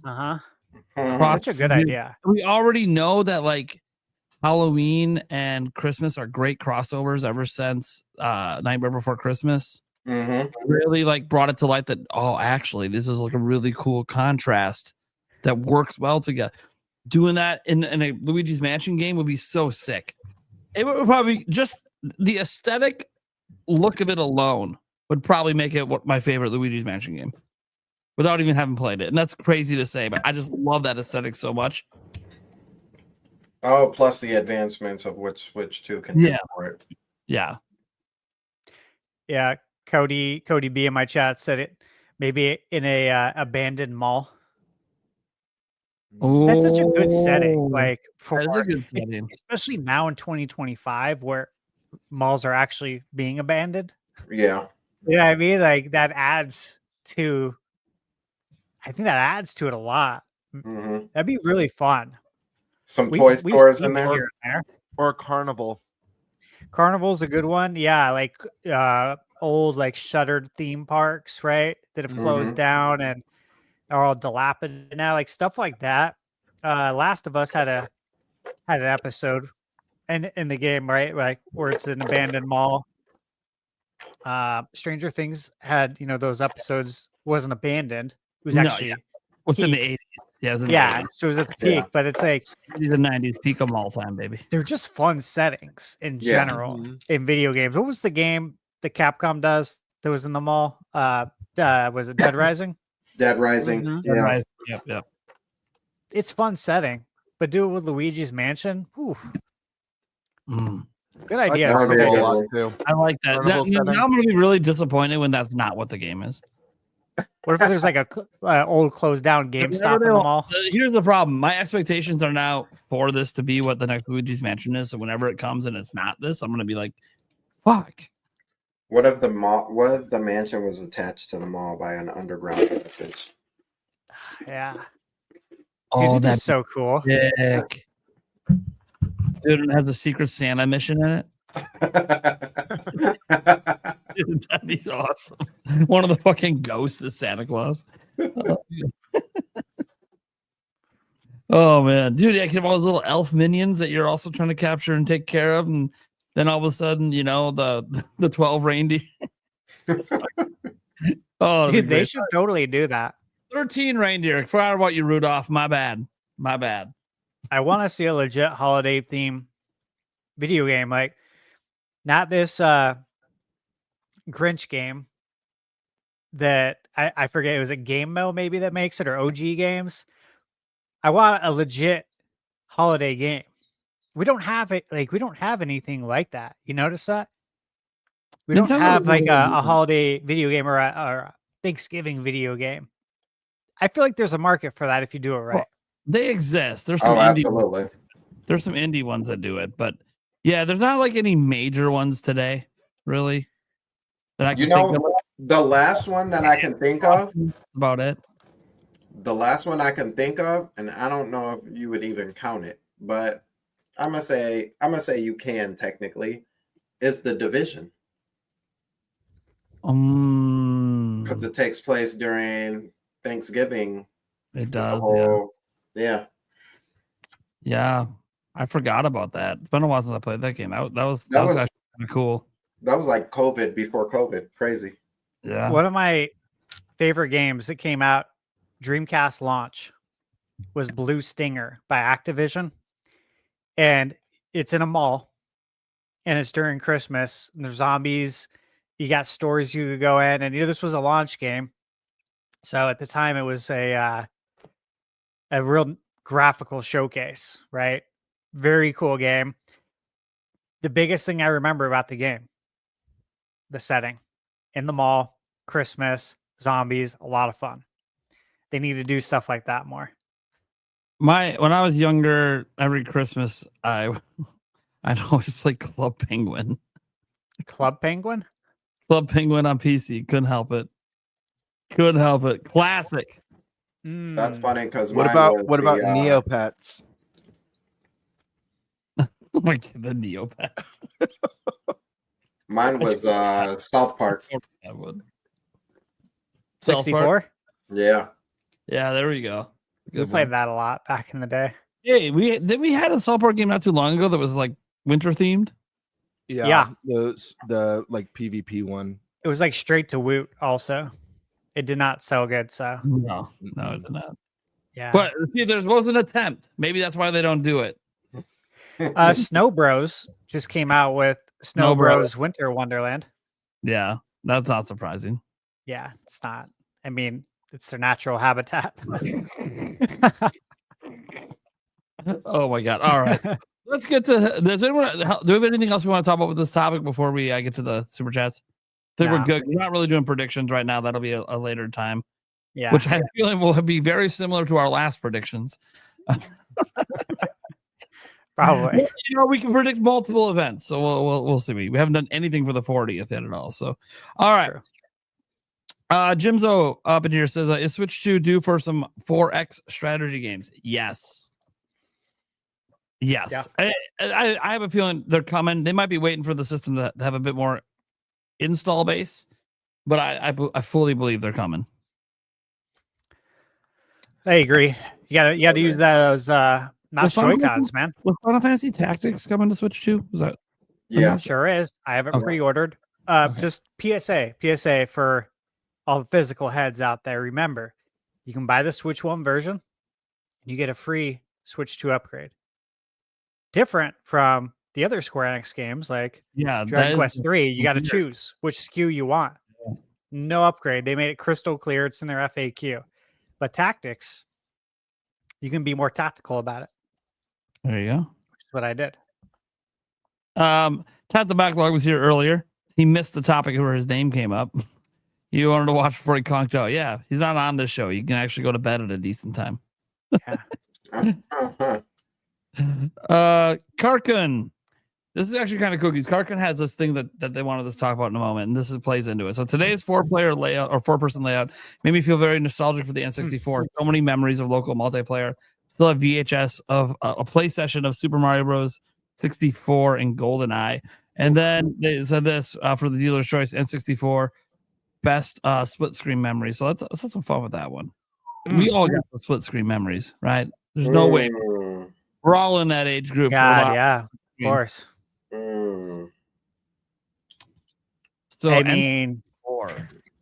mean, we should probably say outside of GoldenEye, right? Yeah, GoldenEye is the answer, but what outside of that? The fight over Odd Job. What outside of that in Perfect Dark, right? Let's get out of that realm and just talk about what outside of the. So if we take away Perfect Dark, take away that next we take away Mario Kart and Smash Bros. Yeah, now you're at split screen. To be fair, yeah, it's not split. And like easy. You think multiplayer? Like obviously, Revenge isn't split screen. None of the wrestling games are. Inventive. Yeah, so Donkey Kong was absolutely terrible as a split screen. Obviously you have F-Zero. That was great. Mario Doom was Doom split screen. I can't remember. I've got two memories, but I don't care about your rules. I'm mentioning GoldenEye because I have a very vivid memory from that. So I remember parents yelling because the hour was late, having like friends stay in the night, a couple friends stay in the night. And what we did, I wish I remembered the name of the level, but it was one of the more confusing looking levels. And we did mines only was our rules. Only the landmines. And so just hundreds of mines planting all around every hall, floor, corridor, and just the explosion, like hearing the explosions going off in the distance and forgetting where you placed your own mines and just just nonstop death and us screaming and yelling and parents telling us to shut up and stuff. So that's a big one. And then the other one, and probably my favorite, is Smash Brothers, man, because this was like, obviously this is way back, but I'm sure it was the same for you guys. We were having Smash tournaments before Smash tournaments were a thing. Mm-hmm. Yeah, just a group of friends screaming and laughing over Smash Brothers for hours. Yeah, but Smash Brothers ain't split screen. It's not split screen. So I got That's true. I got. He did say split screen. So then Mario Kart, you got to go with Mario Kart. It's Block Fortress. Lots of split screen Mario Kart. The versus mode Block Fortress in Mario Kart. So what do you got? So I got a few. Everybody's had the mine moment, the landmine moment with GoldenEye. I first learned that I was not the best player in the world at Star Fox 64 when I had to play my other relatives, and I'm like, I'm doing the loop. Like I should be behind them. It works in the game. It works in the regular game. And they're like, nah, we'll just do the loop too. Like, how do you get behind me? So, yeah, that Duke Nukem. Nice.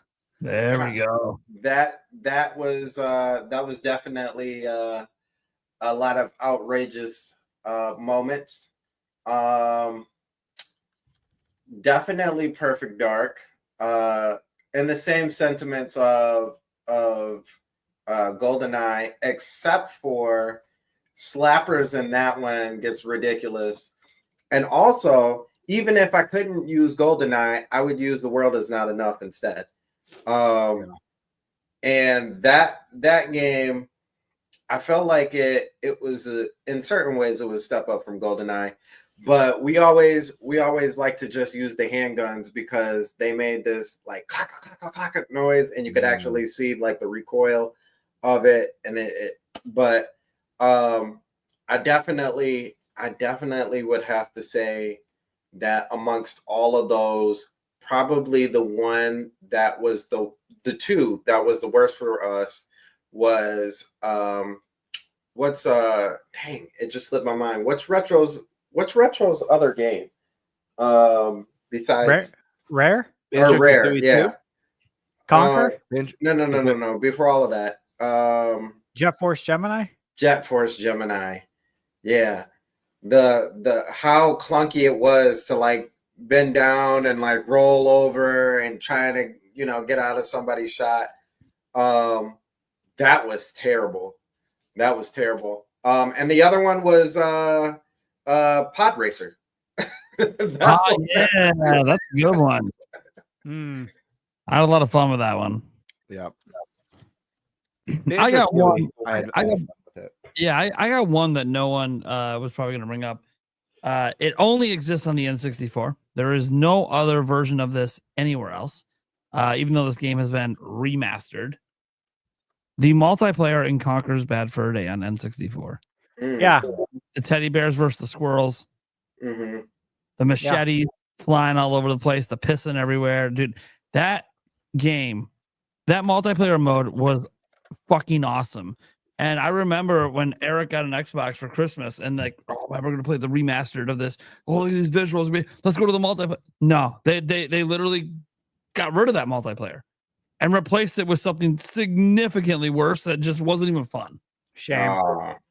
Now, granted, yeah, the main game was great and that was good. Like the visual upgrades for the main game, they didn't mess with that. The game was still awesome, but they stripped out this amazing multiplayer mode.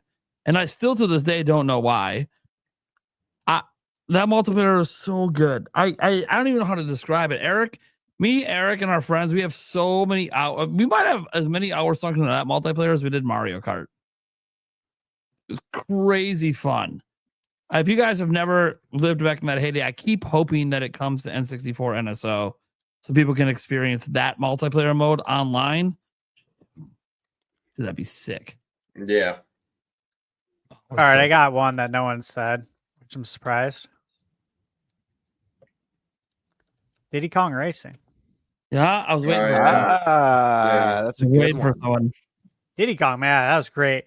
That's an honorable mention though, because the main one is definitely Mario Kart 64, Block Fortress. Yeah, Cousin Jim and I. Best memories. Yeah, we had, dude. That's all you play was Block Fortress. Dude, Block Fortress. That was life. Good. We've still, in my opinion, not gotten a versus map as good as Block Fortress. I agree with you on that. Yeah. I do. It's kind of sad. It's Definitely. Oh man, It's the best. Yeah, they should just bring it back. They should bring it back. Just Do exactly it. how it was. I don't care. You should get rid of everything. Just leave that the only one. I don't Do care. like Don't Call even of touch Duty up the does graphics. with next time. Yeah, I was about to say keep the 64, keep the retro aesthetic. Everything. Just let us play that. I mean, I guess we can, right? I mean, yeah, On the NSO, technically. but But it ain't the same. it's not. Yeah, it's not. Demonic Brawler says bring back NFL Blitz and NBA Jam and NHL hits. Yes. We're trying. Oh. We're trying, man. That's why we brought up EA today. Dude, I'm telling you, when this stuff comes back, you're going to be thankful. These super chats every week. I'm telling you. For manifestation. Will Capcom show a second trailer for RE9 at Gamescom? Or will that be saved for an upcoming Capcom presentation or the Game Awards? I feel like the Game Awards, but who knows? I don't know what their marketing strategy is for that game. Like, it feels weird because like we just had all these third-party events, but then it kind of feels like we do need to know more about third-party games. So I think we just need a little gameplay trailer. yeah, That's what we need. I mean, it's a lot. playable. It's playable there. Yeah. Yeah, Right, so so- because it's playable there, like it appearing at opening night live wouldn't be surprising. Absolutely. You'd think we'd see a gameplay trailer before they actually let us play the game, right? Yeah. You should, yeah. That's the only time you can really get the most bang for your buck out of a gameplay trailer. Yeah, and they have media. So Gamescom from the 17th to the 19th has like media exclusive demos with NDAs and everything, separate from the main floor show. So a lot of media might have even gone hands on with it before we get to opening night live. But it'll be, I the fact that it's gonna be playable there just tells me that yeah, they're probably gonna show it. Man, Okay. I always get so jealous at these events when outlets get to watch the behind closed doors trailer that doesn't come out Me to the too. public for like 6 months. I'm like, damn you. And they like describe the trailer. It opened up with a slow pan through the woods. I'm like, I want to see. Same here, always. Just show me. Yeah. Yeah, give me that blurry Skyward Sword official art before the game's even revealed. Give it to me. I loved that. The teaser concept art. I loved that so much. Yeah, and then they have And then Nintendo's like, we can't stop the spread. Let's just put it out there. Like, no shit. Yeah. I don't know why you it's- thought you could just show this to a bunch of media and it wasn't going to get out. What were you thinking? I just love like the whole story around that, how that happened, and then like the fact that fans were able to look at that. I'm like, oh my gosh, is that character the Master Sword? If people which want is- to know when Nintendo started being sticklers to media, it was that moment. Yeah. They someone in there broke, like they said, cell phones away. Someone in there broke the rule. So now Nintendo's like bitch asses to media. Think of how mad the media were today. Like, we can't get review units. Like, well, I don't fucking trust you as far as I can throw you. Right. Like, you guys have been breaking their trust for decades. They don't trust you. So it is what it is. They gave you an inch and you took another mile. And to be fair, it's not everyone. Obviously, they have good relationships with certain people in the media that have been consistently sticking to the NDAs and stuff. But let's see here. Demar Brawler says Capcom needs to port RE4 remake on Switch 2 and convert all the cloud versions to Switch 2 native versions. Easy money. Yeah, Agreed. Been saying it. no one's gonna disagree with that. That All the cloud games, all of them, not just Resident Evil, all the cloud games. Facts. Kingdom Hearts, all of them. Super facts. Yeah. Oh my gosh, Demonic Brawler. I missed this earlier. There's a rumor going around that Disney Plus is about to announce a live action series adaptation of Date Everything. We can only hope. Just right. Keep that off my video games. Castlevania Symphony of the Night needs to come to Switch 2, please. Hell yes. Yeah. Yeah. I mean, Absolutely. you guys know why it hasn't. Yeah. It's a mess. Demonic Brawler again said Netflix Tyler Perry's Matias beat him up.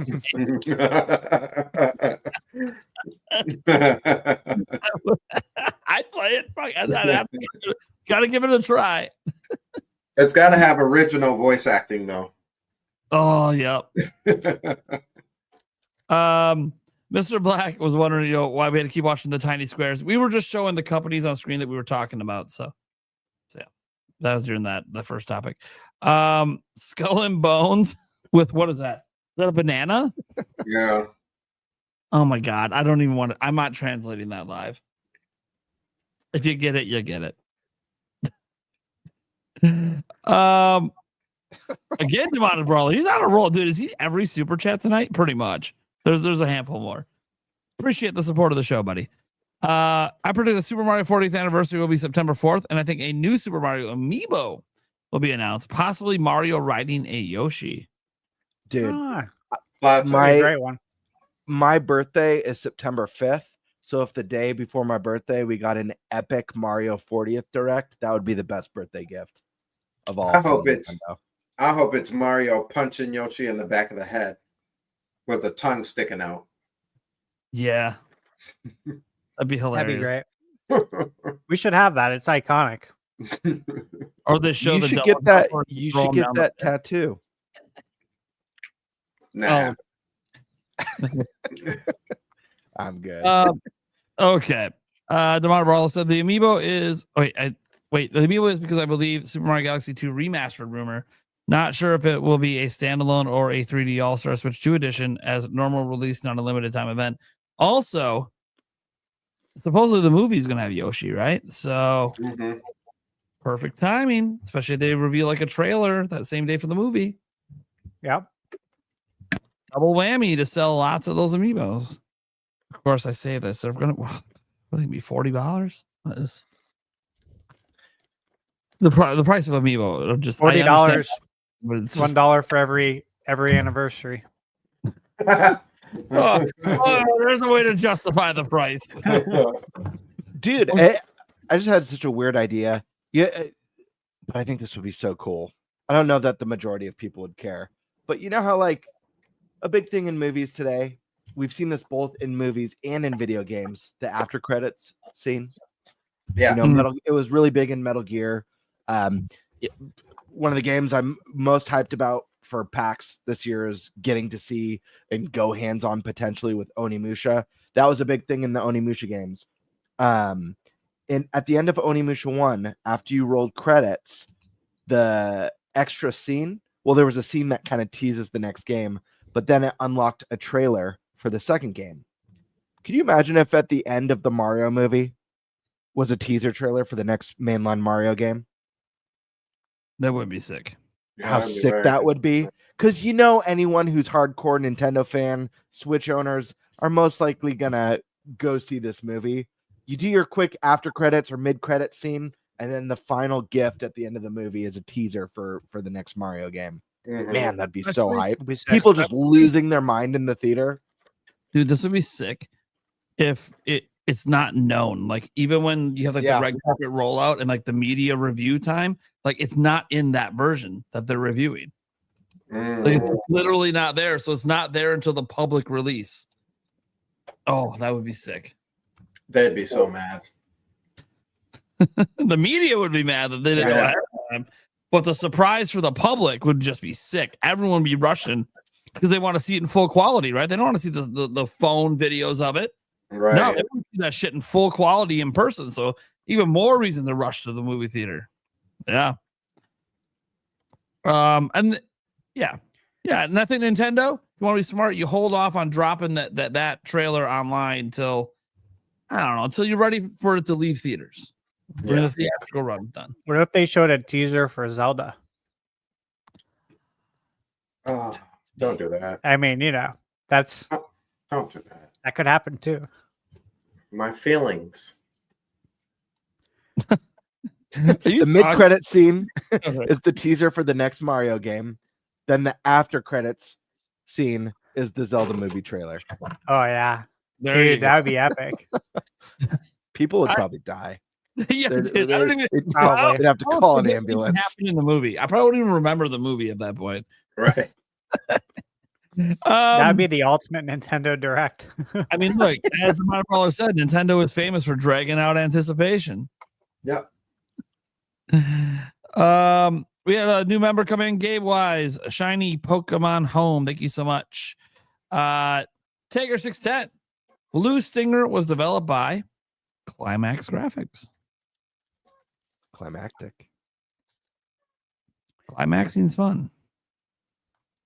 Yeah, it says it was published by Sega in Japan and Activision in Western territories. Banana. Sorry, we haven't had like one like actually semi inappropriate joke the whole show. I had to get one in, and I couldn't help it. He set it up. It was like put on a tee for me. It is what it is. I didn't even see. Michael Lorenz a second. Which N64 game is your favorite? Mine is Ocarina of Time. The game is so unforgettable, especially ending, even though Prime can't remember it. First off, bloop. Second off, what's your guys' favorite N64 game? I can't pick one. There's three that are tied for first, and I don't know if this happens with you guys. Like on any given week or month, my mood, it might be a certain game. My Feel three. the moment. Yeah, totally. This happens to me with Zelda. Like Wind Waker's my favorite Zelda, but when I think about like my number 2 spot, it can cycle between 3 games. But my top 3, they're kind of like the 3 first place games for 64 is Ocarina of Time, Majora's Mask, and Banjo-Kazooie. Those games, I played more of those on 64 than anything. And to this day, they're still 3 of my favorite games ever. Easily. All right. My favorite non-Nintendo game would be a little bit harder, but I'd probably say ultimately it's probably Mortal Kombat Trilogy. Love Trilogy. Great. Yeah, amazing game. No load times on 64. That's You're made right. it better than the PlayStation version. But my favorite Oh. Nintendo N64 game, or my favorite N64 game of all time, is Majora's Mask. That's my favorite Zelda, period. There's nothing else like it. And that game actually taught me to go around to talk to everybody. You need to talk to everybody. Not just everybody. You got to talk to the same person each hour of the day. Yeah, make sure their day, just in their case conversation they is say different. something different Yeah, at 12 on the second day as opposed to 9 a.m. on the first day. super facts. Nice. That game was so ahead of its time, man. Wow. It's very hard to come up with a list of 1, let alone 3, let alone 5, right? Because it's both Zeldas. But if I had to give you one, it'd be Ocarina of Time. You got Mario 64. You got Banjo, Way Race, GoldenEye, WCW versus NWO Revenge, or Woo! No Mercy. You know what I mean? Like you could just rapid fire. There's so Star many. Fox There's so 64. many great games. Star Fox. Yeah. Even Snowboard Kids is badass. You know, like Yeah. shout that out Even for Eric. Quest but there's so 64 many is the great. games. Yeah, Brian. Yeah, There's so so many great games. For Eric, I was gonna do it. I'm like, Eric. By the way, Eric's favorite N64 game. I'll just throw it out there. It's Mario 64. It's like his favorite game of all time. Still so good. But he would probably have thrown in second place Snowboard Kids. Pilot Wings also. Pilot Wings. It's tough, man. Like I'll tell you what. This month, I was hoping it would happen before PAX. I don't think it's going to. I wrote 2 emails to Analog. Analog, if you're listening, please check your inbox. Don't get any replies, man. But I wrote 2 emails saying, hey guys, look, I have a YouTube channel. I own all your products. I've reviewed them. Been buying your products since the Analog NT, your first Nintendo, the $500 Nintendo, back in 2015. I bought the N64 from you, the Analog 3D.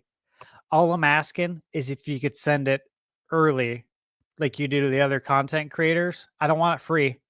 Just send it early so I can review it, so I can bring it to PAX and show it off to people. You know, help people see how cool your product is so you can sell more, right? No reply. It's just like easy money, bro. Easy, right? Point is, I want to play all this stuff on the Analog 3D.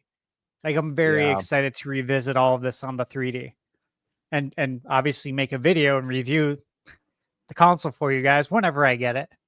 Yeah, this is one if you do, this is one that I'm very curious about because I'm in the same boat that I'd love to revisit these games on that. Well, I'll be reviewing it. I bought it. I pre-ordered it the moment it went up. It's coming out at the end of the month.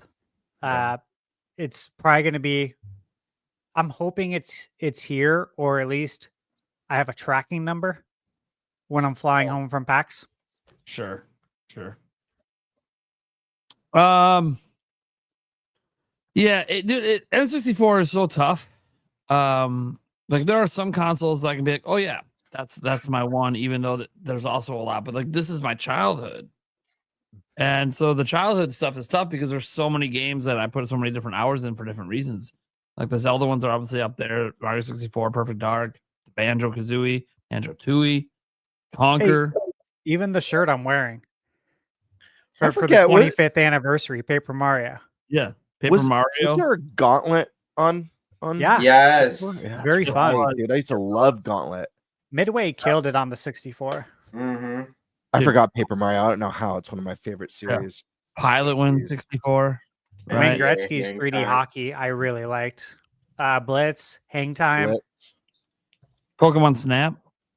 Yeah. Yep. Kobe had his Stadium game as well, on there, and too. Stadium. Yeah. Vigilante Courtside. 8. Yeah. Surprised you didn't bring Yeah. this one up. Wave Race 64. I did. I know. I missed it. I got lost in the monologue. 1080 snowboarding. Yeah. 1080. Dream D 1 and 2. 1080 Hey, here's a good one. Beetle Adventure Racing. Mhm. You guys Yoshi played that? Story. Yeah. Yeah. All the multiple paths you Yep. could take. That was fun. Play Fighters. Yoshi Story back when the Yoshi games were good. Yeah. Yeah. Top Gear Rally was really fun on 64. Mm-hmm. Dude, Shadows of the Empire was so good. Shadows of the Empire, bro. That That's the ending. game. Dude, Rogue That's the game. Squadron. How did I not even mention Yeah, that? Rogue Dude, Squadron I too, played yep. the crap out of Rogue Squadron. Shadows was $79.99 at Toys R Us. My mom asked me, "Are you sure you want to spend this much money on a video game?" It's like, Mom, you've seen me watch the VHS tape from Nintendo, the Mhm. N64 promotional tape. How many times have I rewound the Shadows of the Empire gameplay? Yes, I'm sure I want this. It's Yeah. going to be worth it. It's still up on the shelf. Original copy still up there. This is how games gain value over time. It's like, how many years have I had this game? But I think it came out in 96, so almost 30 years. It was worth it. Absolutely. Absolutely. Yeah. So many good N64 games. But Original. I'm trying to say, even Blast Corps was good back then. Dude, we Yeah. played so much Blast Corps. Rare, I mean, God, Rare just killed, dude. Yeah. I Tony have my Hawk original 1 and Blast 2. Corps up there too. Man, I'm just gonna go with Conquer. I'll go with that as the one that, like, if I think right now, like if I had to play N64, what's the one game I want to play? It's Conquer. Mm. It's Conquer. So I'm gonna go. But like I have so like this is literally my childhood, because you might get like for GameCube and stuff. I was in high school, and sure I played it, but not Yeah. nearly as much as the N64, because I was into women. You know, it is what it is. I had more of a Yeah. life, sports going on. You know, What about Turok? I was just going to say Turok Turok. is great. Turok was good too, right? They have 1 and 2, right? Yeah. Yeah, Shadow Turok 2 Seeds of Man. Evil. Man, They Turok used the Rage expansion Wars. pack. That was the first Mhm. game to use the expansion pack. Was Turok 2, not That's it. DK. DK was the first one to require it. Turok 2 was the first one to use it. I get questioned on this a lot. I'm like, I lived it, bro. I know. I remember it perfectly. Mhm. Hey, here's another one. Legend of Mystical Ninja. I Oh, love that game. Goemon. That intro Yes. song, Love dude. Goemon. Yeah. That intro song was fire too. Yeah. If you play it, if you play it when we get off the stream, it'll play in That's your one head that for at needs to least Is come a to that week. NSO. At least a Time week. out. Is that the dun dun dun dun? Yes. Dun, dun, dun, dun? I made a beat off. Of Yes. That. And I was like, I had to. It's so good. That game needs to come to NSO, like bad. Yeah, it Yeah. should. It's Hidden gem. Konami, right? Yeah. Man, Konami's sitting on a gold mine of IP. They really are. Maybe they'll start with Goemon Pachinko machine. Probably. We'll never Maybe- see it because it'll be another country. A couple super chats with Hydro Thunder.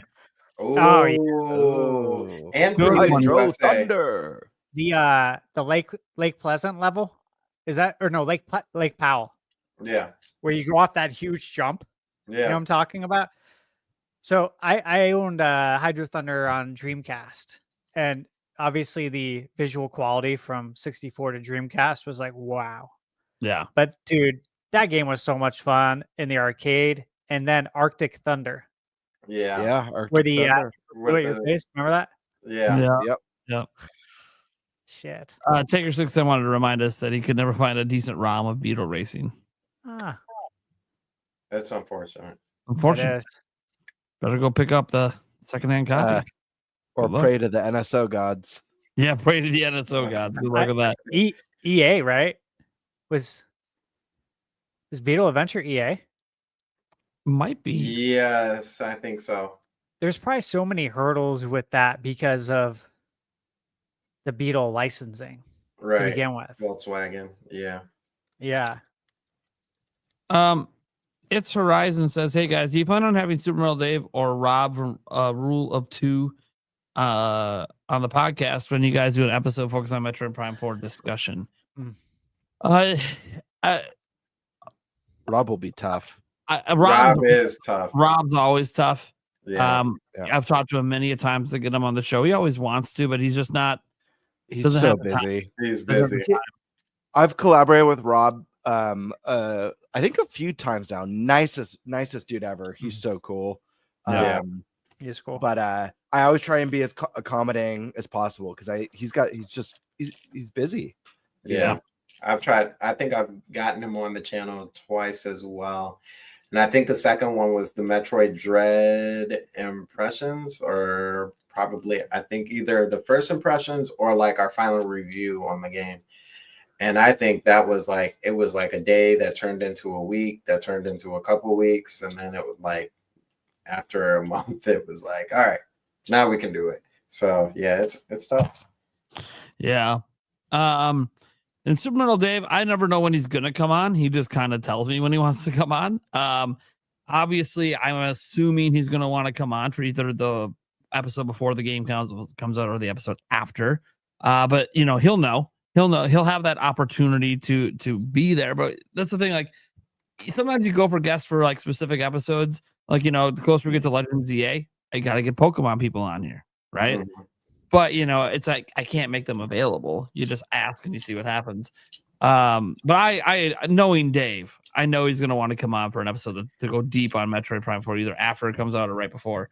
But it's funny that Metroid Prime 4 is brought up because I guarantee we'll be talking about it next week.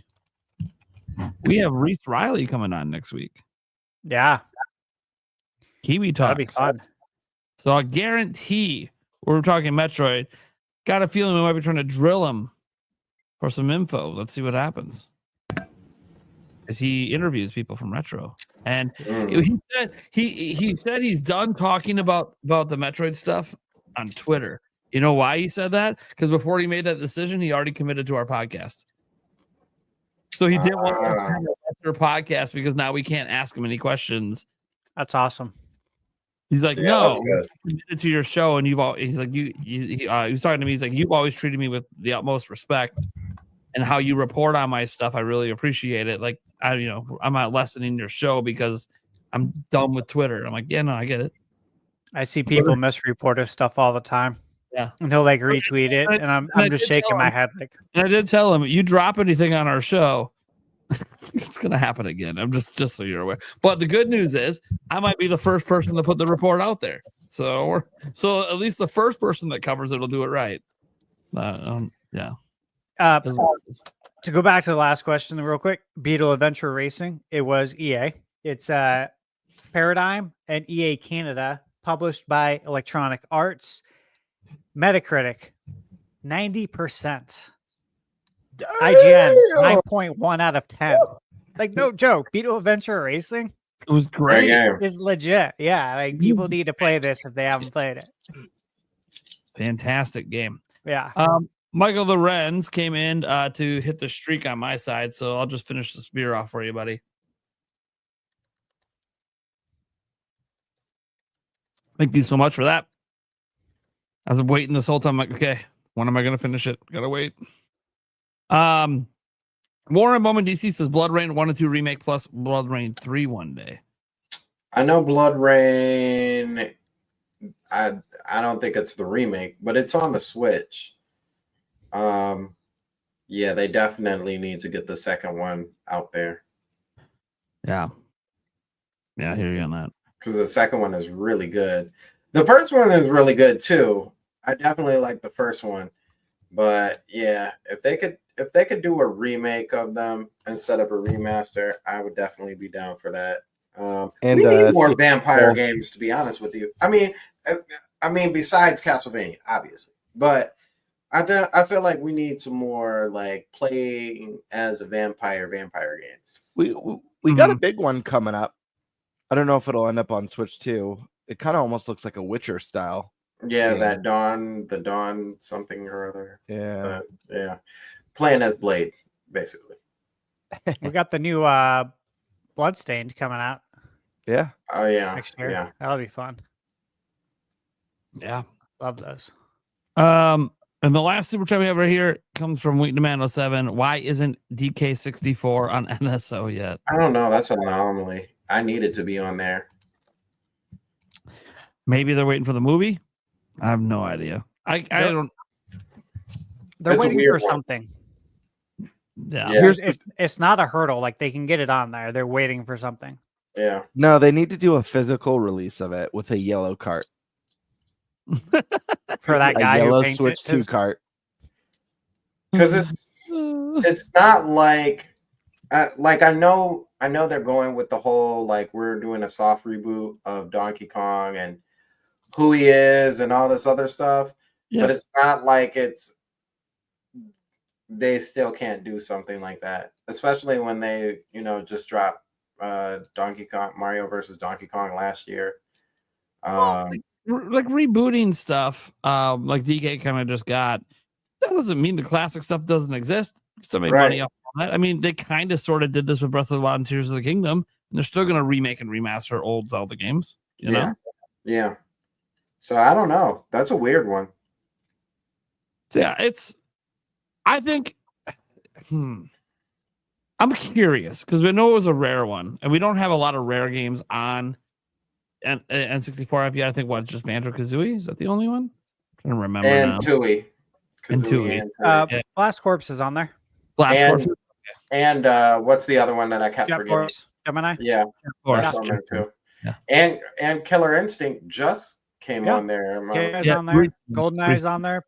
For Dart. Yeah. Everything's on there except for what? Just that. Conquer. Yep. Diddy Kong Racing. Is Tooie on there? Yeah, Tooie's on there. Tooie's right. on there. It's just the two, right? And Diddy Kong Racing. That's Diddy Kong. That's it. That'd be sick when that comes out.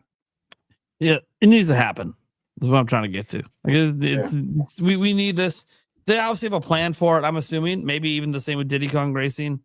There could be some plans about this, multiple different Mario things coming up, or multiple different movie stuff, or whatever. Mm-hmm. There's probably some sort of plan because again, we have all those other rare ones, so it's like we're gonna get. Remember when they put that image out? Remember, and they had the games airbrushed out that you could see. There's more rare games coming. Very poorly airbrushed. Yeah. But I think they did that to let people like us know, like, hey, it's coming. We can't announce it right now. Yep. I'm excited for that one day. One day, man. I don't know if we'll ever get Conquer though. Nintendo themselves with a leak. Do you think we'll get Conquer ever on the mature app? I don't know why not. I felt like you created it for that. That was my hope, right? Yeah, like the mature app was for Conquer. Yeah. I was like, when they made that app, I was like, oh, okay. So what you're telling me is you were holding back on M-rated because kids could access it and you didn't have a way to block it in your parental app. So you created a separate app we can block. Oh. And then it just never happened. Like there's still time. I think it's gonna happen one day, to be clear. But I don't know. Like maybe it's one of those where they wait till everyone's given up on it, so then it has the bigger pop when it actually does happen. Mm-hmm. They do that sometimes. So, I think that. I'm just gonna leave it at that. I think DK64 is not waiting for a pop. That one's just waiting for whatever plan they have for it. I think maybe distancing it a bit from Bonanza could be part of that. Yeah. Wait and see if it wins Game of the Year or something like that, which it probably won't win it, but nominated will be. I'll be very happy with that. Yep. Okay, and that's the last of the super chats. So thank you guys for all of that. We'll go around the room, let people know what we got going on, where they can find us. And then I'll give you. I already told you what one of the guests were last week. So when it gets to me, I'll tell you who the other guests are next week as well. Let's go to our guest, Sandstorm. What you got going on? Where can they find you? All right. You guys can find me on Twitter at SandstormMcD. Or you can also find me on the Sandstorm Show on YouTube. There, we talk about, well, realistically, we talk about all the companies, but, we're a lot more Nintendo centric. We just had a conversation about, Nintendo and Gamescom and everything. You can find the usual suspects over there. My co-host Geronimo, as well as Trey Vito. Shout outs to them. Shadow Fox shows up every now and then when he feels like, as well as Action Jack. So we have a great time. You can also find me on the Winging It podcast on Sundays at 7:00. Sandstorm Show, the Stormcasts are on Saturday at 7:00. Or you can find me on the Jill Juices Loose podcast on Mondays at 7:00. And that's all we're up to. We're just normal podcasts. But our podcast is every Saturday. So every Saturday at 7:00. There you go. And you can catch him here, not next week, but the week after and the week after that. Surprise. Back to back. He'll be here. You'll be hearing from him soon around these parts. He's going to be, it's actually kind of crazy. You're going to be on our show before we go to PAX and then on the show when we get back from PAX. There we go. Smart moves. Yeah. All right. All right. Gamebird. Yeah, you guys can find me here on YouTube at Gamebird Classic. You also can find me on Twitter at _birdmouth flap at prime. There we go. On the Mighty Ducks, or what was that one where they all started doing this in the crowd? Oh yeah. Angels in the outfield. Angels in the outfield. That's what it was. Yeah, there it is. Yep. Yeah, but you could also find me on Twitter at _birdmaster. I know there's been a drought, but I do have a bunch of projects planned. I have a video that I was tempted to mention these kind of predictions today in tonight's podcast, but I do want to save them for a video because I have a very interesting thought about what could be in the coming year or two on Nintendo Switch 2 that I'm excited to make, as well as a new collaborative series that I'm planning on the channel to do a video maybe once a month with a new guest every time, with Stashman being the first guest on this. I've also connected with Botox Games. He's reconfirmed that he's down to do a video with me on this as well as Sky Swords Alyssa. And I have a couple names pending for the show. I'm also working on an intro right now. That's what I've been working on this week for it. But the gist of the show is it's a video game show and tell. It's where we take items from our collection. I bring 3, the guest brings 3. We start with the guest. They show off an item, why it's important to them, or why what it means to them. It could be a game, could be a console, an accessory, a piece of merch, Nintendo focused, Nintendo related. We discuss it, have a back and forth. Then I show my first one. Then they show their rinse and repeat. You get the point. But it's meant to be a really just fun hangout, sharing your love for Nintendo and your history with Nintendo. The items don't have to be from the 80s or 90s. This could be, you could bring your Switch 2 if you want.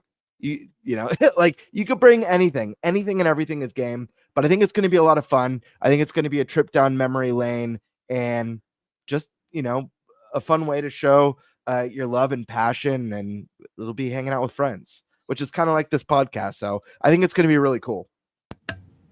We had another super chat, and someone want to read this one. I can't see straight at the moment. Jingo King go to see Jiggy Wiggy. Kazooie Jiggy who? Dang, that's some Banjo Tooie ass shit right there. There you go. All right, Thunderstash. All right, so right after we get off the podcast, I have to go back to work on this review for a game that's coming out tomorrow. The embargo's tonight, so in 3 hours, I'm going to try and get it done before I go to bed. that's coming next. And then let's see. Shantae Advance Risky Revolution. The game 20 years in the making. I'll be working on a review for that by Way Forward. Turbo Kid, still working on that. Still working on Shadow Labyrinth. That's it right now. I got sent a lot of figgies. I have a lot that just showed up in the mail. Dude, I think I envy you. I think like 12.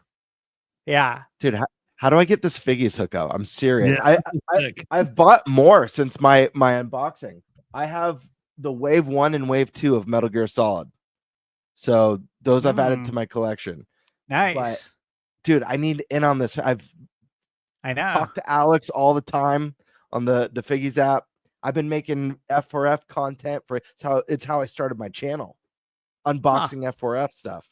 So I put should in a good word, man. be like, hey, I'm gonna redecorate my set. It'd be cool if I had some figgies in it. Dude, I've had I remember Actually, it would be cool if I put some shells. Not to take over last point.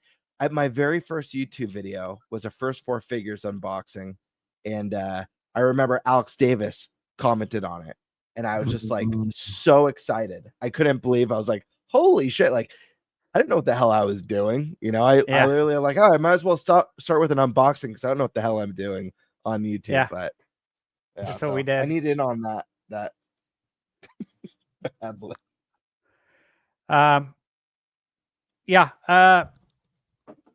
That's one thing I remembered that you wanted to be in on it. So I know that they wanted to get the initial rollout done, like get things dialed in with the app, which I don't think they're there yet.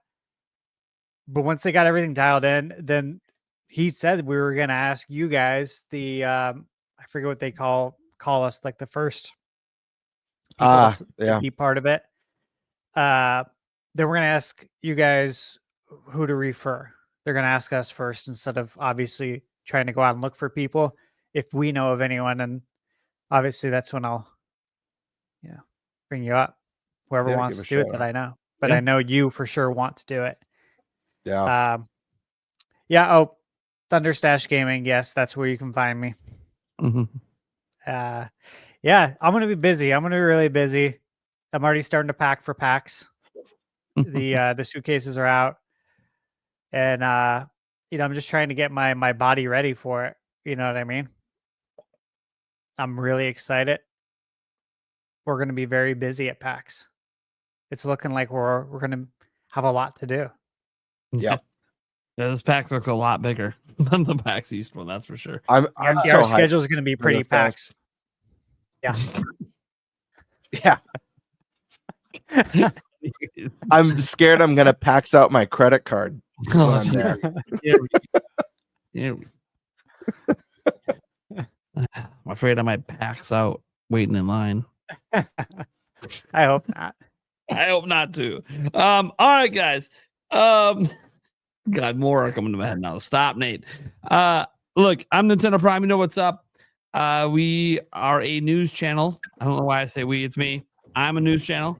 Talk about news, rumors, leaks, all that stuff. If that's kind of your jam, we kind of do it on the show, but I just do it individually on my own every day, news and all that. If you guys want to check that out, that'd be cool. Or if you just like this podcast, hey, we all stream it every Wednesday. So pick your favorite chat, go in it, have a good time.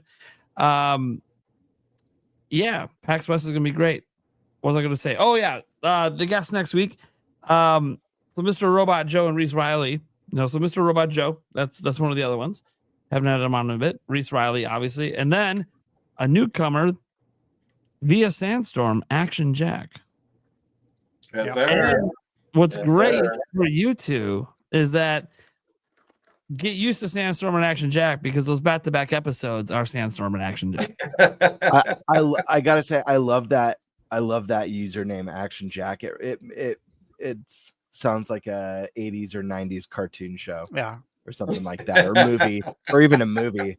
I'm thinking of like Samurai Jack, Last Action Hero. You know what I mean? Yeah, Action Jack. Yeah, sounds like those episodes are going to be action packed, right? What is going on right now? You mean action packs? Oh yeah. Throwback. Very good. Now the chat's getting in on the PAX jokes. I'm just okay. All right, guys. Maximum fury. Sorry. Oh my god. All right, guys. Well, that's episode 13 of the Nintenbyte Podcast. We'll be back same time next week. Oh my gosh. Do I even have the outro set up? No, I do not. Just give me a second here. It is this one. Yeah. All right, guys. You can also catch the podcast everywhere audio podcasts are heard. We also have the Clips channel. Eric's not here, so I got to bring that up. Clips channel to go check out, where you can see all of our segments in smaller, more digestible chunks. Of course, sometimes those chunks are hours, but that's more digestible than 4, right? Right. Right. All right, guys. We'll catch you next week.